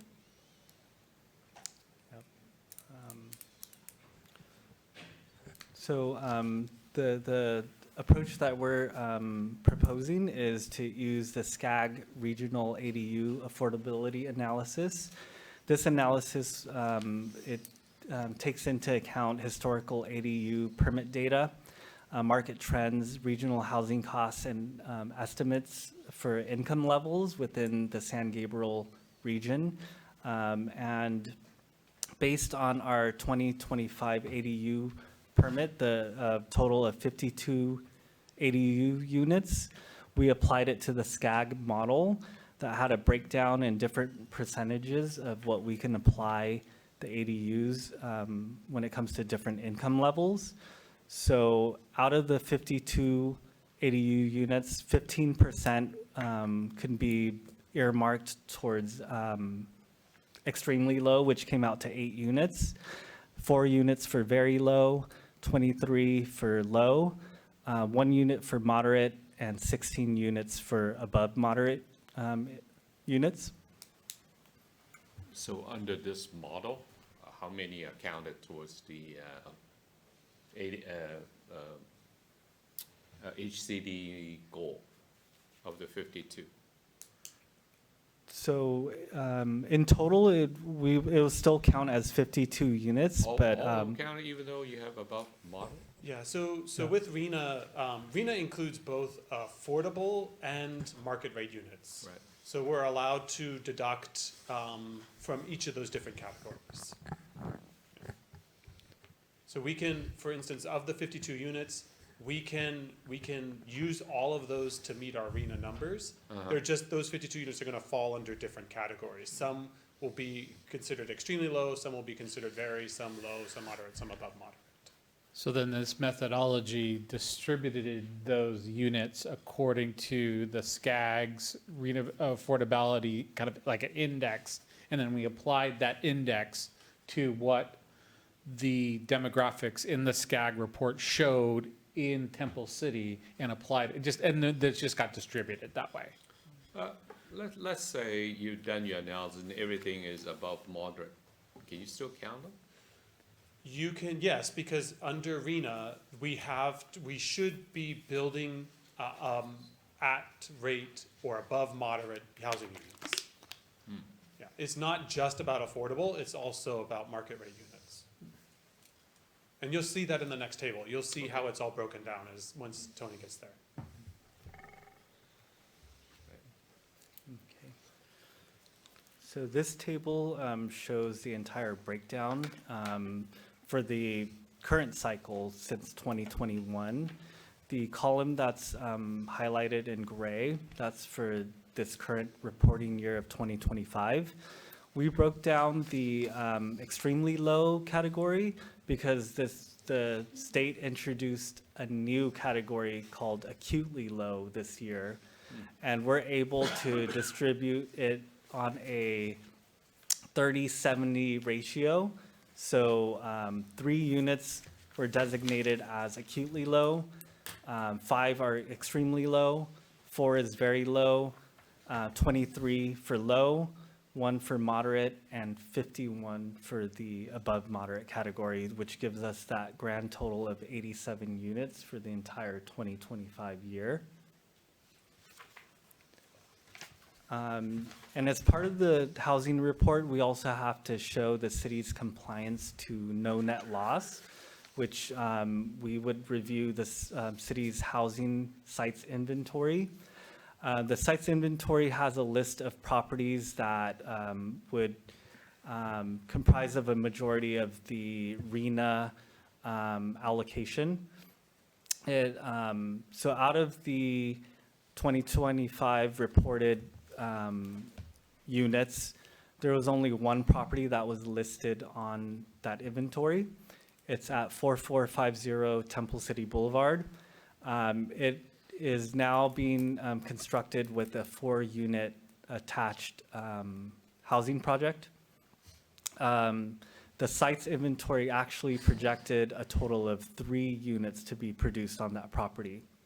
So staff updated the inventory to include an additional projection of 1 unit at the site.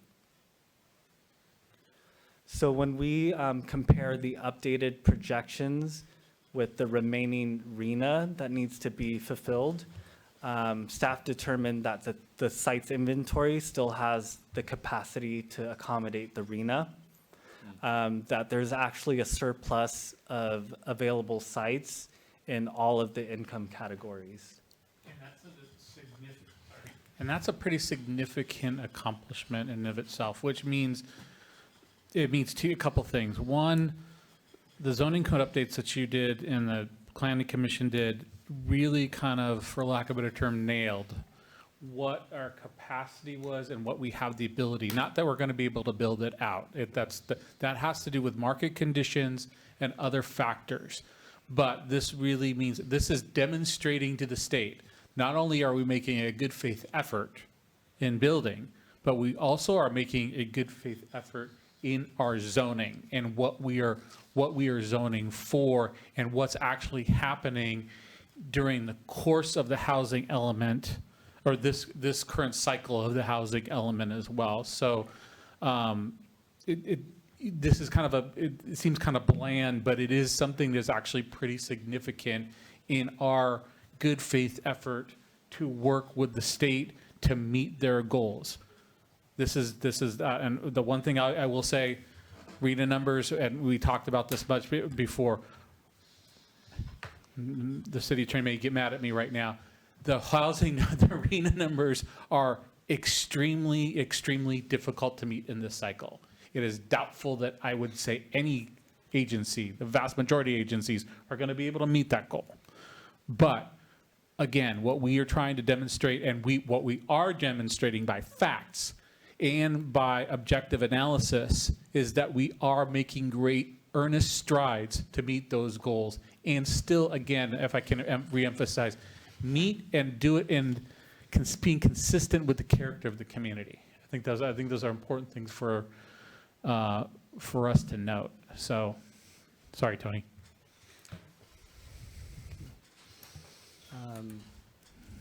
So to conclude the presentation, I wanted to point out that the housing report also included an attachment with the outline, which is a work plan for 2026.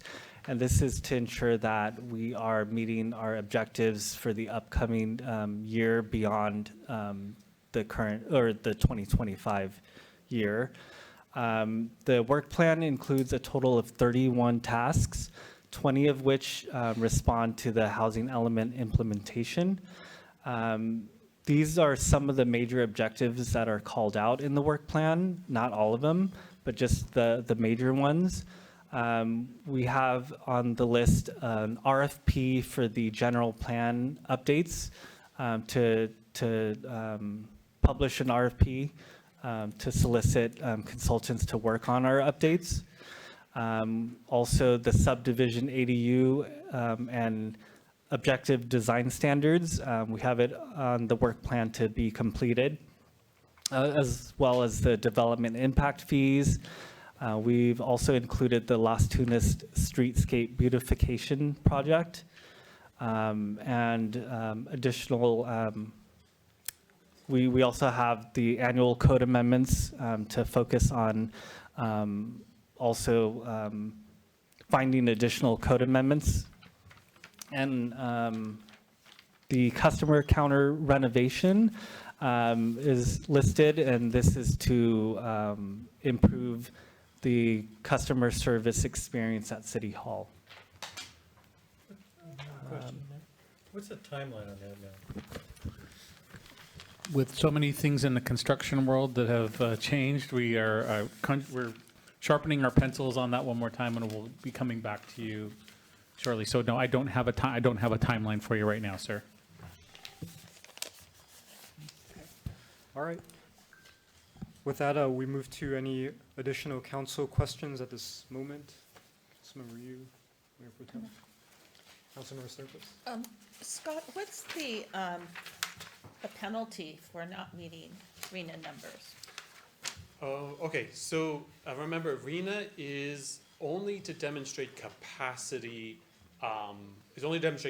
We don't actually have to build the units. Okay. So it's like the state saying, we want you to demonstrate that you have enough capacity to build 1,000 housing units. So we only have to zone for that. That's all we have to do. Now, if a city doesn't get their housing element done in time, and they're not meeting their RENA numbers, and then there are some serious consequences. One is that developers can come in and propose basically whatever they want at whatever density they want with whatever development standards they want, because the assumption is, it's called a developer's remedy project, is that you haven't done the planning, so the development community will do it for you. And we've seen some local jurisdictions that have had projects submitted as a developer's remedy. So it's a good thing that we were able to plan, but that's why Tony put on the slide that we're going to start the RFP process for the next general plan update. We want to get in front of that as quickly as possible so that by the time the RENA numbers are developed, we will already be well underway with our housing element, so we don't get caught in that sort of circumstance. Are those numbers, how often are they, looked at? Or? Yeah, they're developed every 8 years, and it's a kind of an iterative process where HCD releases some numbers to each metropolitan planning organization. For us, that's SCAG. And then SCAG gets its number, and then it assigns those numbers to each of their county and cities. And so there's a whole appeal process that goes through. But then once we receive those numbers, we really start to dig into how we can accommodate those numbers in the city. Thank you. Councilmember Chavez? No. I do have a question, and speaking of the SCAG, the affordability analysis and the metrics that they're using, is that regional, or do they develop one specific to us? Yeah, they did take the SCAG region and subdivide it into sub-regions. So it's not like we are in the same boat as, for instance, the beach communities.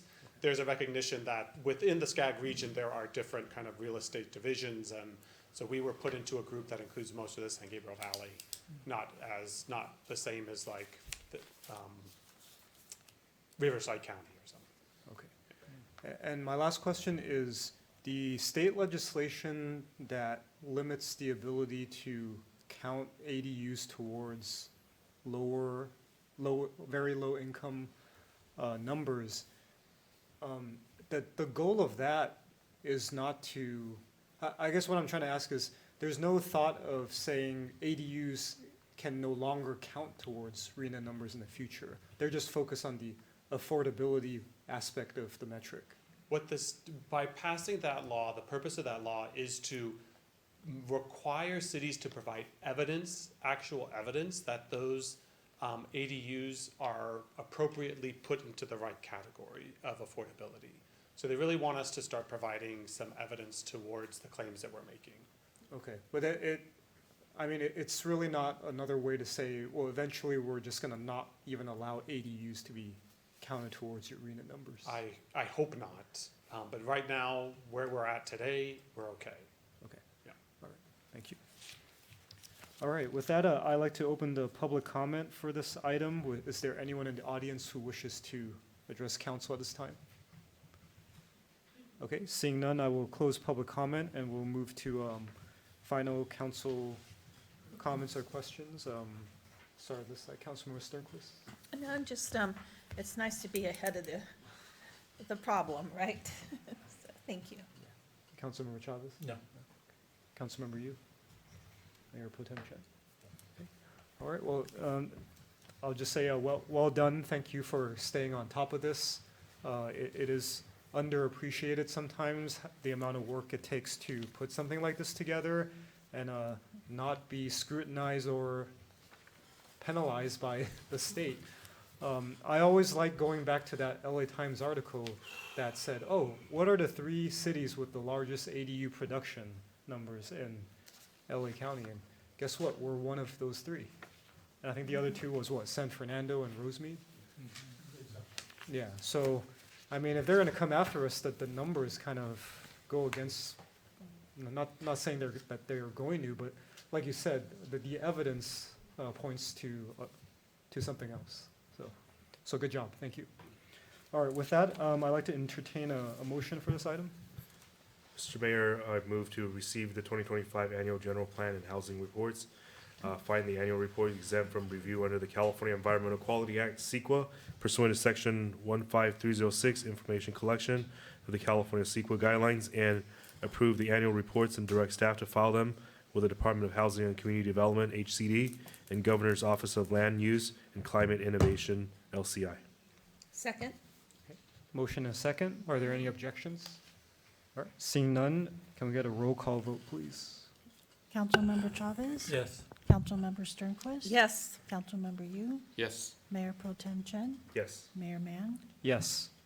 That item has been received, filed, and approved. We move to item 10B, adoption of resolution number 26-2568, approving a policy addressing disruptions to public participation during remote or hybrid meetings. City Manager. Thank you, Mayor Mann, members of the council. Continuing our theme of state mandates, state is now requiring us to, as of July 1st, thank you, July 1st, to assist the public with participation remotely or in a hybrid meeting process. And the city clerk has developed a policy in order to how to address that. So I'll turn it over to our city clerk, Peggy Kuo. Thank you, Mr. Cook. Good evening, Mayor, City Council. This proposed policy is drafted to comply with the provision of Senate Bill 707 and outlines procedures for disruption to remote meeting access. Under the proposed policy, if a disruption occurs, the meeting will be paused while staff make a good faith effort to restore access and only resume once it is appropriate to do so. If access cannot be restored, the council may, by roll call vote, make a formal finding that continuing the meeting with limited remote access is in the public's interest. This policy reflects best practice and aligns with approaches used by surrounding cities. This concludes my presentation, and I'm available for questions. Mr. Mayor, if I may, Yes. the policy before you that the city clerk put together is substantially similar to the policies being adopted statewide. The city clerk's organization did a very good job of matching up a fairly standard policy with the state requirements. I've seen this in 3 other cities so far, and again, substantially similar, very small differences.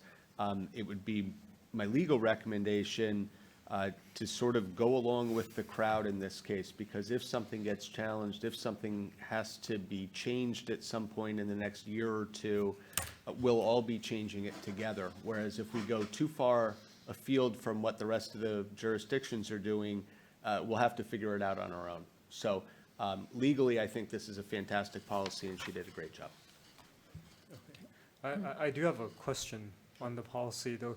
The part where it says the meeting shall remain in recess for at least 1 hour, how is that? I know you're saying we're kind of going along with the rest, but was there kind of a logic or rationale? It's for actually, why? Madam City Clerk, was that the statutory timeframe? Was it an hour? I think it's a recommendation as listed by Senate Bill 707. That you try for a full hour. Oh, so it's written. Right, it's, yeah, and what they do allow, and it's in here, is you can reorder the agenda and move into closed session for that period of time if you have a closed session item that night. So for those cities that do closed session at the end of a meeting, while the meeting is shut down, they can move into closed session and periodically check in to see if service has been restored. This also does not affect a situation where the hybrid is being used for a member of the council or a member of a commission who can't be in because of just cause or emergency circumstances. This is strictly under the new bill for public participation. So. All right, thank you. Do we have any council questions on this matter? So how will we know when we lose the ability to do these things? John comes running out of there and tells us, hey, we're not on anymore? Pretty much, John will come running out from the back. Okay. Or if we Or- lose, or if members of the public is unable to participate, Yeah. we lose contact with them if they can't speak, when they want to make public comments or they can't view. Yeah, we'll see the Zoom go down. Okay. Have we ever had that during a meeting? Well, I can't Zoom go recall. down? Somebody zoom in and ask questions? During the COVID time, we Yeah, did, but- then, yes. We're not in COVID time, though. Yeah, Maybe we're a little late on this, I guess, but. No, No. as of July 1st, we have to to do it. offer. No, I know that, but I mean, you think they would have come up with this a little before now, but. True. But at the same token, the way I read it, after the hour, we can say, well, there's good cause to continue the meeting, let's keep going. yes. Another example of, let's do something, but let's not do something. Okay. Got it. Any questions? Unbelievable, state does Councilmember, you? No questions. Okay. All right, with that, I will open the public comment for this item. Is there anyone who wishes to address council on this matter? She already spoke. Okay, seeing none, I will close public comment. She spoke And already, I think. I will close public comment, and are there any final council comments or questions? Councilmember Sternquist? No. Councilmember Chavez? No. Councilmember Yu? No. Mayor Pro Tem? No. Okay, I have, no, thank you for informing us that this is what we have to do. So, may I have a motion for this item, please? Mr. Mayor, I move that we adopt resolution number 26-5868, approving a policy to address disruptions to telephonic or internet service at a noticed public meeting in open session. Okay, we have a motion and a second. Are there any objections? All right, seeing none, can we get a roll call vote, please? Councilmember Chavez? Yes. Councilmember Sternquist? Yes. Councilmember Yu? Yes. Mayor Pro Tem Chen? Yes. Mayor Mann? Yes. All right, so that item has been approved. Before we proceed to the next item, I'd like to turn over the meeting to our city attorney to provide some comments. Thank you, Mr. Mayor. As many members of the public know, Mayor Mann and Councilmember Yu are both high-level employees of the County of Los Angeles. While the Political Reform Act and Fair Political Practices Commission regulations would allow them to take part in this matter from the city side, there are certain county ethics obligations that they are duty-bound to follow, and so both of them will be recusing themselves and stepping off the dais at this time. I wanted to make that clear for the public why they are doing what they are doing. Thank you, sir and sir.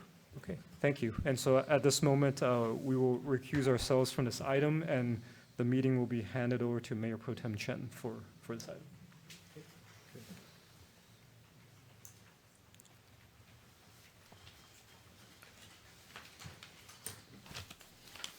All right, this is a new business, public hearing. Just new business, sir.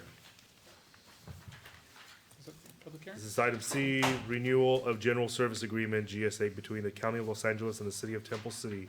City Council's request to authorize the city manager to execute a renewal of the existing general service agreement between the County of Los Angeles and Temple City. Mr. City Manager. Thank you, Mayor Pro Tem Chen and members of the council. Every 5 years, the County of Los Angeles requires that every contract city, all 42, of which we are one, re-sign a general services agreement. That general service agreement allows us to procure services for a variety of county contract services, primarily public works, but other services as well. We have a separate 5-year contract with the County of Los Angeles and our Sheriff's Department, which we signed a couple years ago. But this allows us to get, for example, traffic control services, our street lights, all those other services, along with any plethora of services across the board from the county. So the rates are set separately, but this is the master services agreement that we enter into every 5 years with the County of Los Angeles. They are, as a contract city, they are essential partners for us in providing vital and critical services to the residents and the businesses of Temple City. So I'm here for any questions you have and respectfully ask for your approval. All right, we'll go to council questions. Is there somewhere in here where it says the cost of all this? So the costs is set either by our fee resolutions that we have or the county master fee schedule that they pass every year as well. So it's a little bit different than the annual increase that we get from the Sheriff's Department. But even that is still part of a pass-through that the county sets as their rates. So it'd be fair to say that we have no control over that. In terms of the actual set rate, no, but we do work with our county partners to try our best to control those costs as much as we can.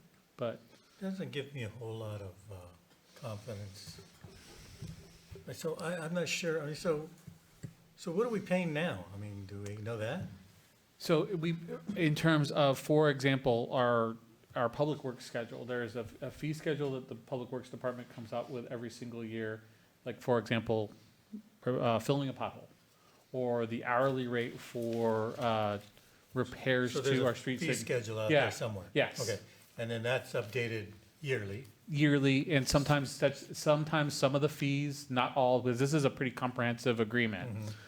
Some are set not in statute, but there's kind of a formula that the county uses. So, and they have to, the county does the same exact thing that we do with our fees. We go and do some kind of level of a study, assess what that dollar amount is, and then you have to justify that fee.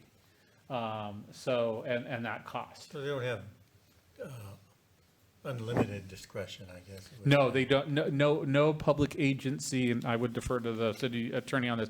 No public agency has an indiscriminate authority or latitude to charge whatever they want. My concern would be that, well, maybe the county's having a particularly bad year and they need to raise some more money and so suddenly decide to change all those fee agreements on us. I mean, how do we prevent that from happening, or can we prevent that from happening?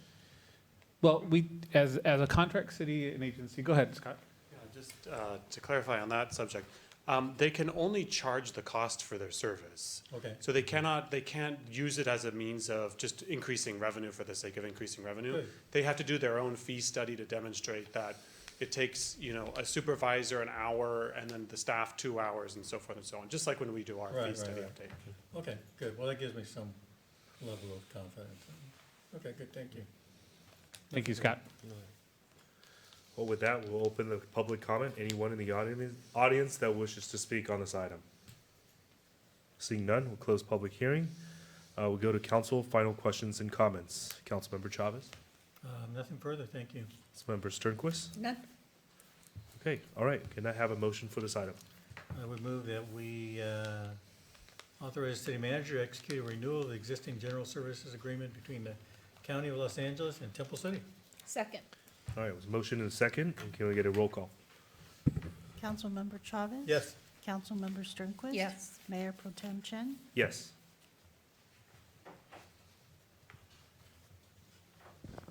Thank you, Mayor Pro Tem.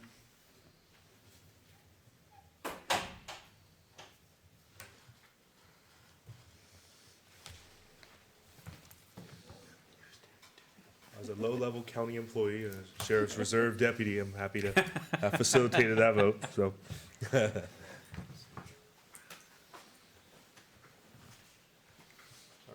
Thank you, Mayor. Meeting back to you, sir. Thank you, Mayor Pro Tem. Okay, so next we will move on to item 11, update from our city manager. Probably heard enough from me tonight, sir, so nothing else unless I'm missing something. Okay, no. All right, next we go to update from our city attorney.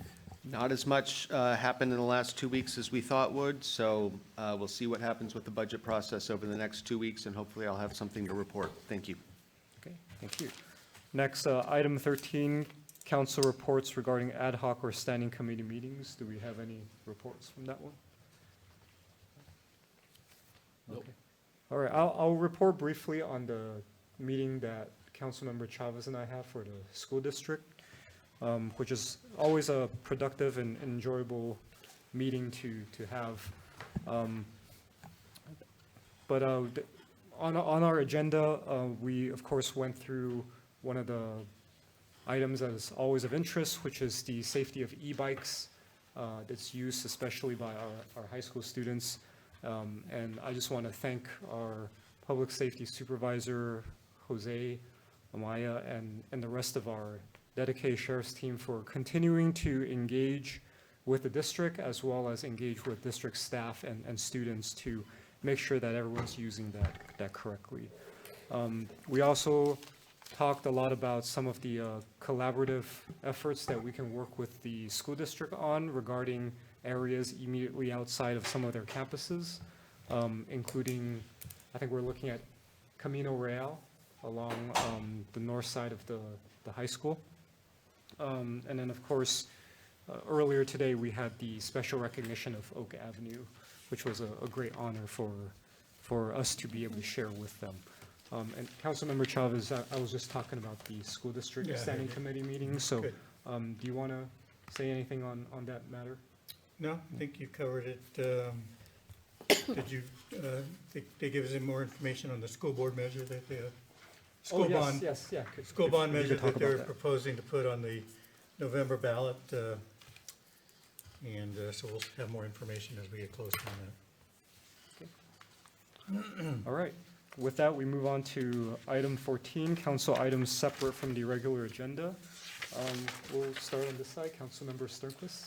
I just have a question regarding the e-bikes. Are students required to wear helmets? Can they be cited for not having a helmet? I believe so, yes. I have seen more and more younger kids. Seems like they're in junior high school, including my neighbor next door. who, they are not using helmets. And yesterday, Greg and I were coming home, we were going west on Las Tunas, gonna turn right on Camellia, and a kid just blew through the intersection. No helmet, just not paying attention. I just keep seeing more and more of it. It doesn't seem to me that the kids are being, maybe even watched by the families. It's just so frightening. Greg, at one time, I think we talked about looking into something that Long Beach, I believe, was it Long Beach that had an ordinance? So some of the San Diego coastal cities got special legislation to have more restrictive ordinances, but let me go look at helmet requirements, because that would be something that, if it needs a local ordinance, if it's not in the state law, we could certainly get one of those together and in time for summer, so that it would be a safety issue for kids over the summer. And Okay. I think some cities, if I recall, have gone so far as to ban e-bikes entirely. I don't know. I think I remember, I I think it know- was San Diego. It may be, and it may be that,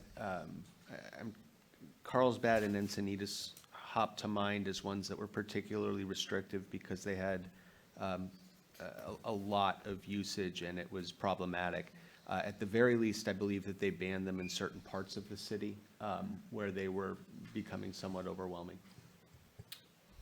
Yeah, it appears that this is an area where the legislature either has failed to act or just slowly failing to act. Until, I hate to say it, something terrible happens, and then, of course, that would perhaps generate more concern up there, but, yeah, it's an ongoing problem, and it's certainly becoming more and more prevalent at the high school. I know that if you go by the so-called bicycle rack nowadays, you will not see bicycles, you will see e-bikes, pretty much. Maybe it's something the schools will have to enforce and Well, say they they're, can't. they're, they they're can't looking be to there. us, basically, is the problem, so, yeah.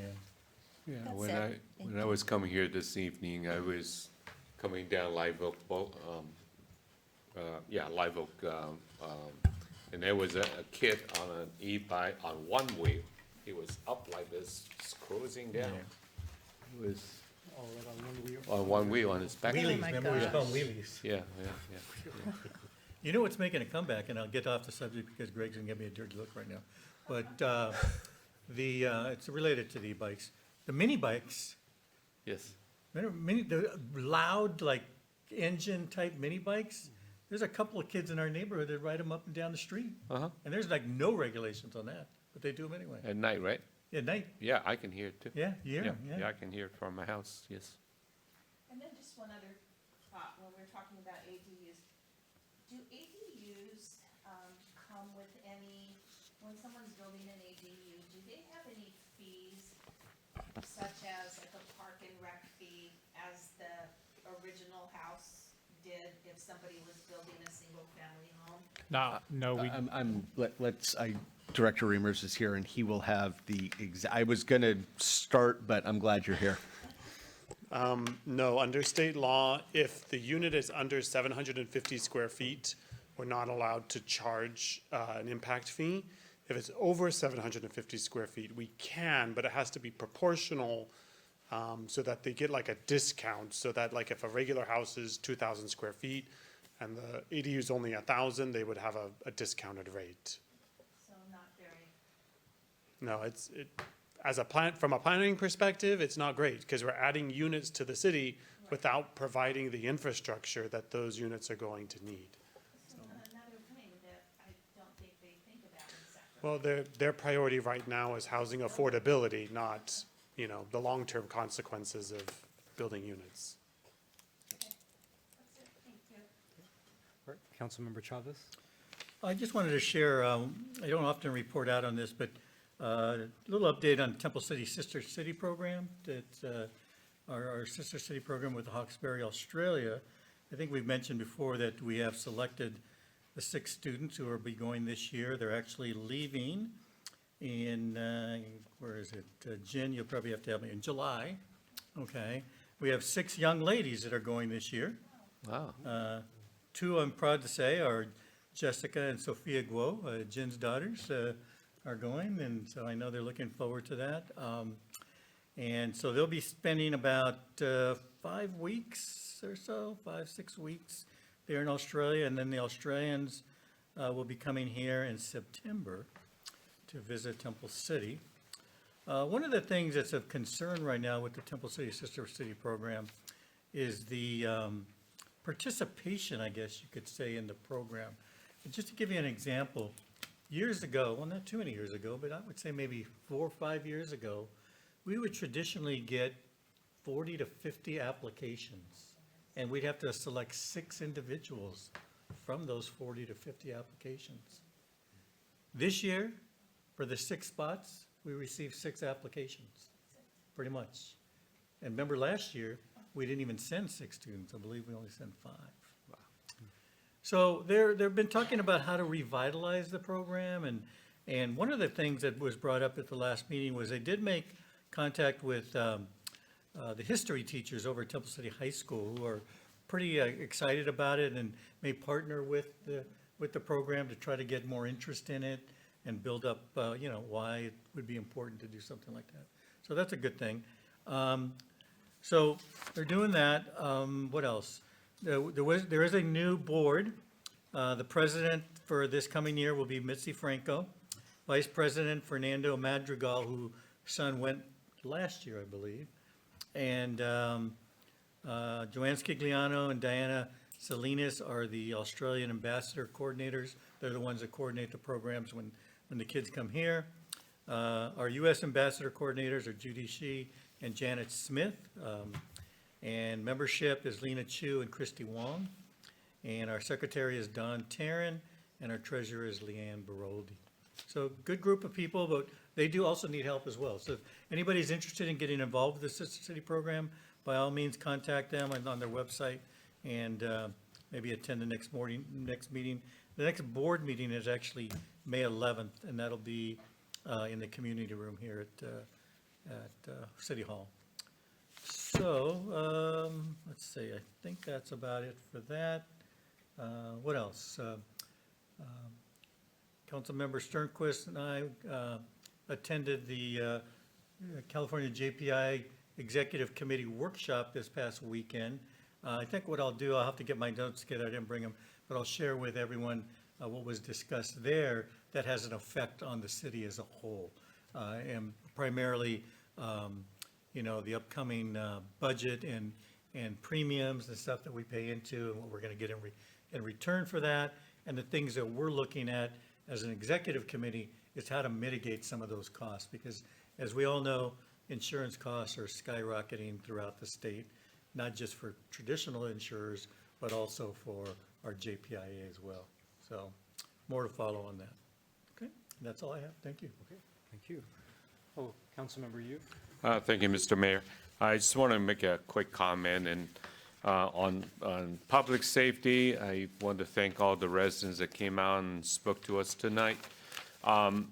Just want to make 2 quick points. Number one is that while it's pretty evident to everybody, the 5 of us up here, we all live in the city. So public safety is very dear to our hearts, and some of us, I mean, myself, for example, with my house been burglarized at one time, myself, so we totally understand what you feel, and we appreciate you coming out to talk to us. And the second point I want to make is to second what our city manager had said, Mr. Cook has said. We're doing everything we can within the city's power, and we have a great partnership with our sheriff's department. However, there are many circumstances really outside our control. For example, the sheriff department had not been able to have been on a hiring freeze for many years, and also the previous DA had not been prosecuting certain crimes and stuff. So, and plus, like Mr. City Manager had mentioned, there are overseas crews that come and hit different cities and different localities at different times. So, but rest assured, we're doing everything we can to counter what we are experiencing right now. So, and then finally, just want to bring to everybody's attention, we do have a public safety focused city council meeting every month. And the next one is April 29th at 7 a.m. So if you have further questions on public safety, you can come and participate in the meeting. Thank you, Mr. Mayor. That's it. All right, Mayor Pro Tem Chen. Yes, just also echo on what Councilmember Yu just said. I too, back in high school, remember my house was burglarized, and I will not. It left such an impact on me, because seeing my mother cry for what was a very personal and very invasion of our sense of safety and security in our home. Probably why I joined the Sheriff's Reserve Program at a fairly young age. And I've since been with that program for 17 years, and most recently I was a full-time police officer. I know that my colleagues up here, they all very much care. I mean, just the fact that there is a dedicated council meeting monthly on the subject of public safety shows that we all care. So those that really took the time to come out tonight, that took the time to come out to our neighborhood watch meeting, thank you. Not only are you just taking your own experience, sharing that bravely with us, but also reminding us to put public safety first. Appreciate your time in doing that. I want to briefly report out, I attended the California Clean Energy Summit last week, kind of an extension of my service on the Clean Power Alliance. Learned a lot of great programs for state and federal programs that could potentially help us with our planning of our future parks. So I'll look forward to compile my notes and share that with staff. We had I attended the Oak Avenue Intermediate Schools. It was a elementary school orchestra program. My son's in beginning orchestra. Mayor Mann's son is in advanced orchestra, and it was a very nice event. So again, and then another Saturday full of community events and activities, including the Women's Club, Historical Societies, ribbon cutting, and a tree dedication to the Jones family. That was a very nice event. Thank you, Jerry, for covering it. And also Saturday night, the Temple City National Little League event. Again, thank you, Jerry, for being there and capturing those special moments for the community. Okay, thank you. Oh, it's the annual Jackie Robinson's coaches game. Oh. So I'll make sure you get an invite every time.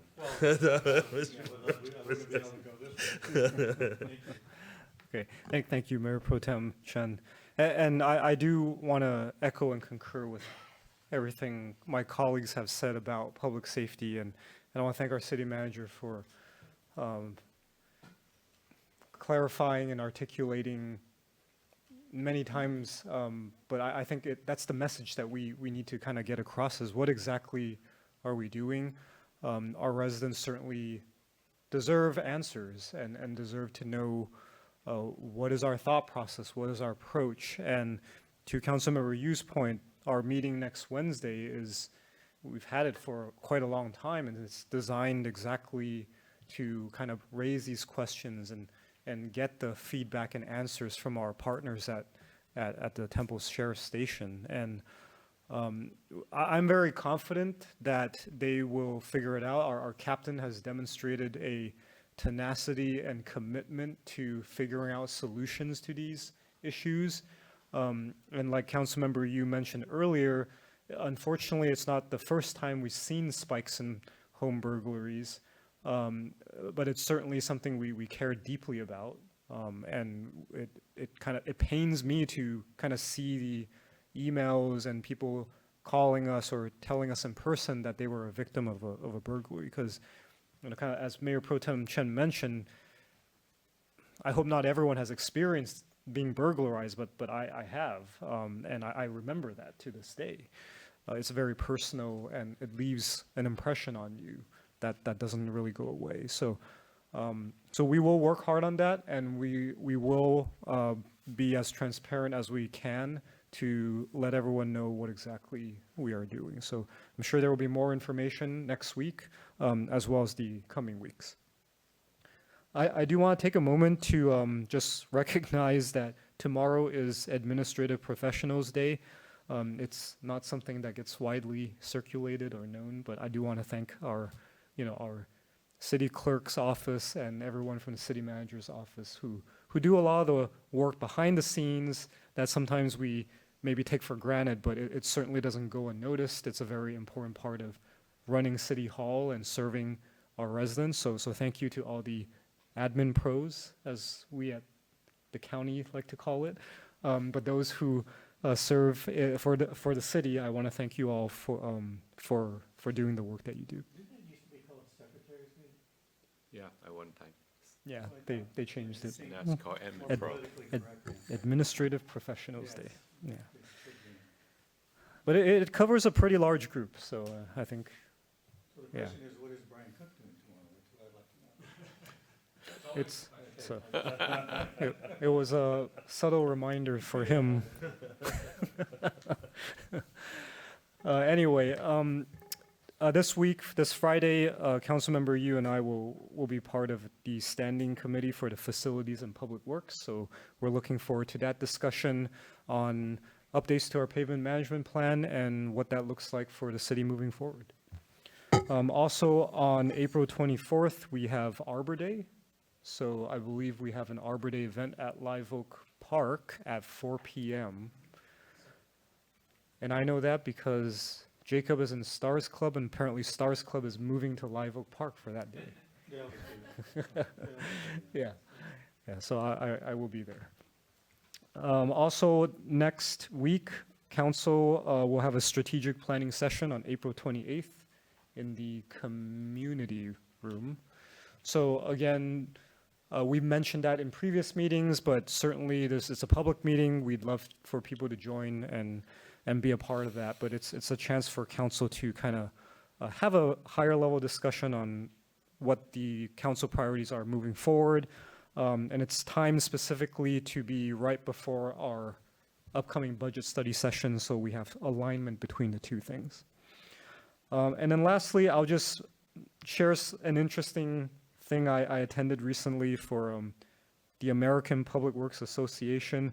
There was a presentation by the city of Glendale on speeding cameras.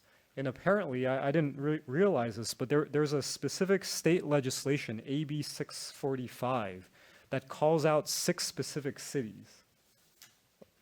Nobody else can do it, only those 6 specific cities, and Glendale was one of them, that can run a pilot program for cameras that capture and can cite people for speeding in so-called high-risk zones. And so they shared a little bit about their pilot program, which is reminiscent of the red light cameras that we used to see. But what's interesting is they didn't have too much to share because they were still getting it off the ground. But they did note that some of the same issues that cities had with operating red light cameras were the same issues that they're encountering. So there's a lot of procedural things and legal statutory things that they would have to do as an agency that they cannot contract out. So it's very resource intensive. There's a lot of restrictions. If you go through the actual legislation of AB 645, it's awfully specific about what they can and cannot do, including things like when you start it, there's a pilot period of several months where you cannot actually issue citations, you can only issue warnings. But that's not law now, right? It is law. Yeah. It is for those 6 cities. For those 6 cities only. Yeah, just for those 6 cities? Yes. Pasadena, I take it, is not one of them? No. Because they tried a similar program, remember, years ago, that was found to be LA is one of them. unconstitutional. Yeah. So how the hell are these ones upholding the Constitution? That's what I'd like to know. Great question for the lawyers. Yeah, and I know because I got a ticket with those cameras. Red light? And like a good citizen, I paid the fine, and And then I think a few weeks later, it was found unconstitutional. I could have saved my money. They didn't return it? No, they didn't return it. In any case, I just thought it was interesting because speeding, traffic issues is a common theme and issue that we see during our monthly law enforcement meetings where we discuss those things. And so the reason I bring it up is there's a lot of law, regulation, and restrictions surrounding the ability of agencies to do certain things that maybe sound really great on paper, and residents are going, well, why isn't the city doing this? And there are maybe too many reasons why that I won't go into now, but I just thought that was an interesting presentation that the city of Glendale gave. All right, with that, we move on to the final phase of additional public comments. Is there anyone who is left here that would like to address? I guess you're the only one. No? Okay. All right. Well, then with that, we are adjourned for the evening. Thank you.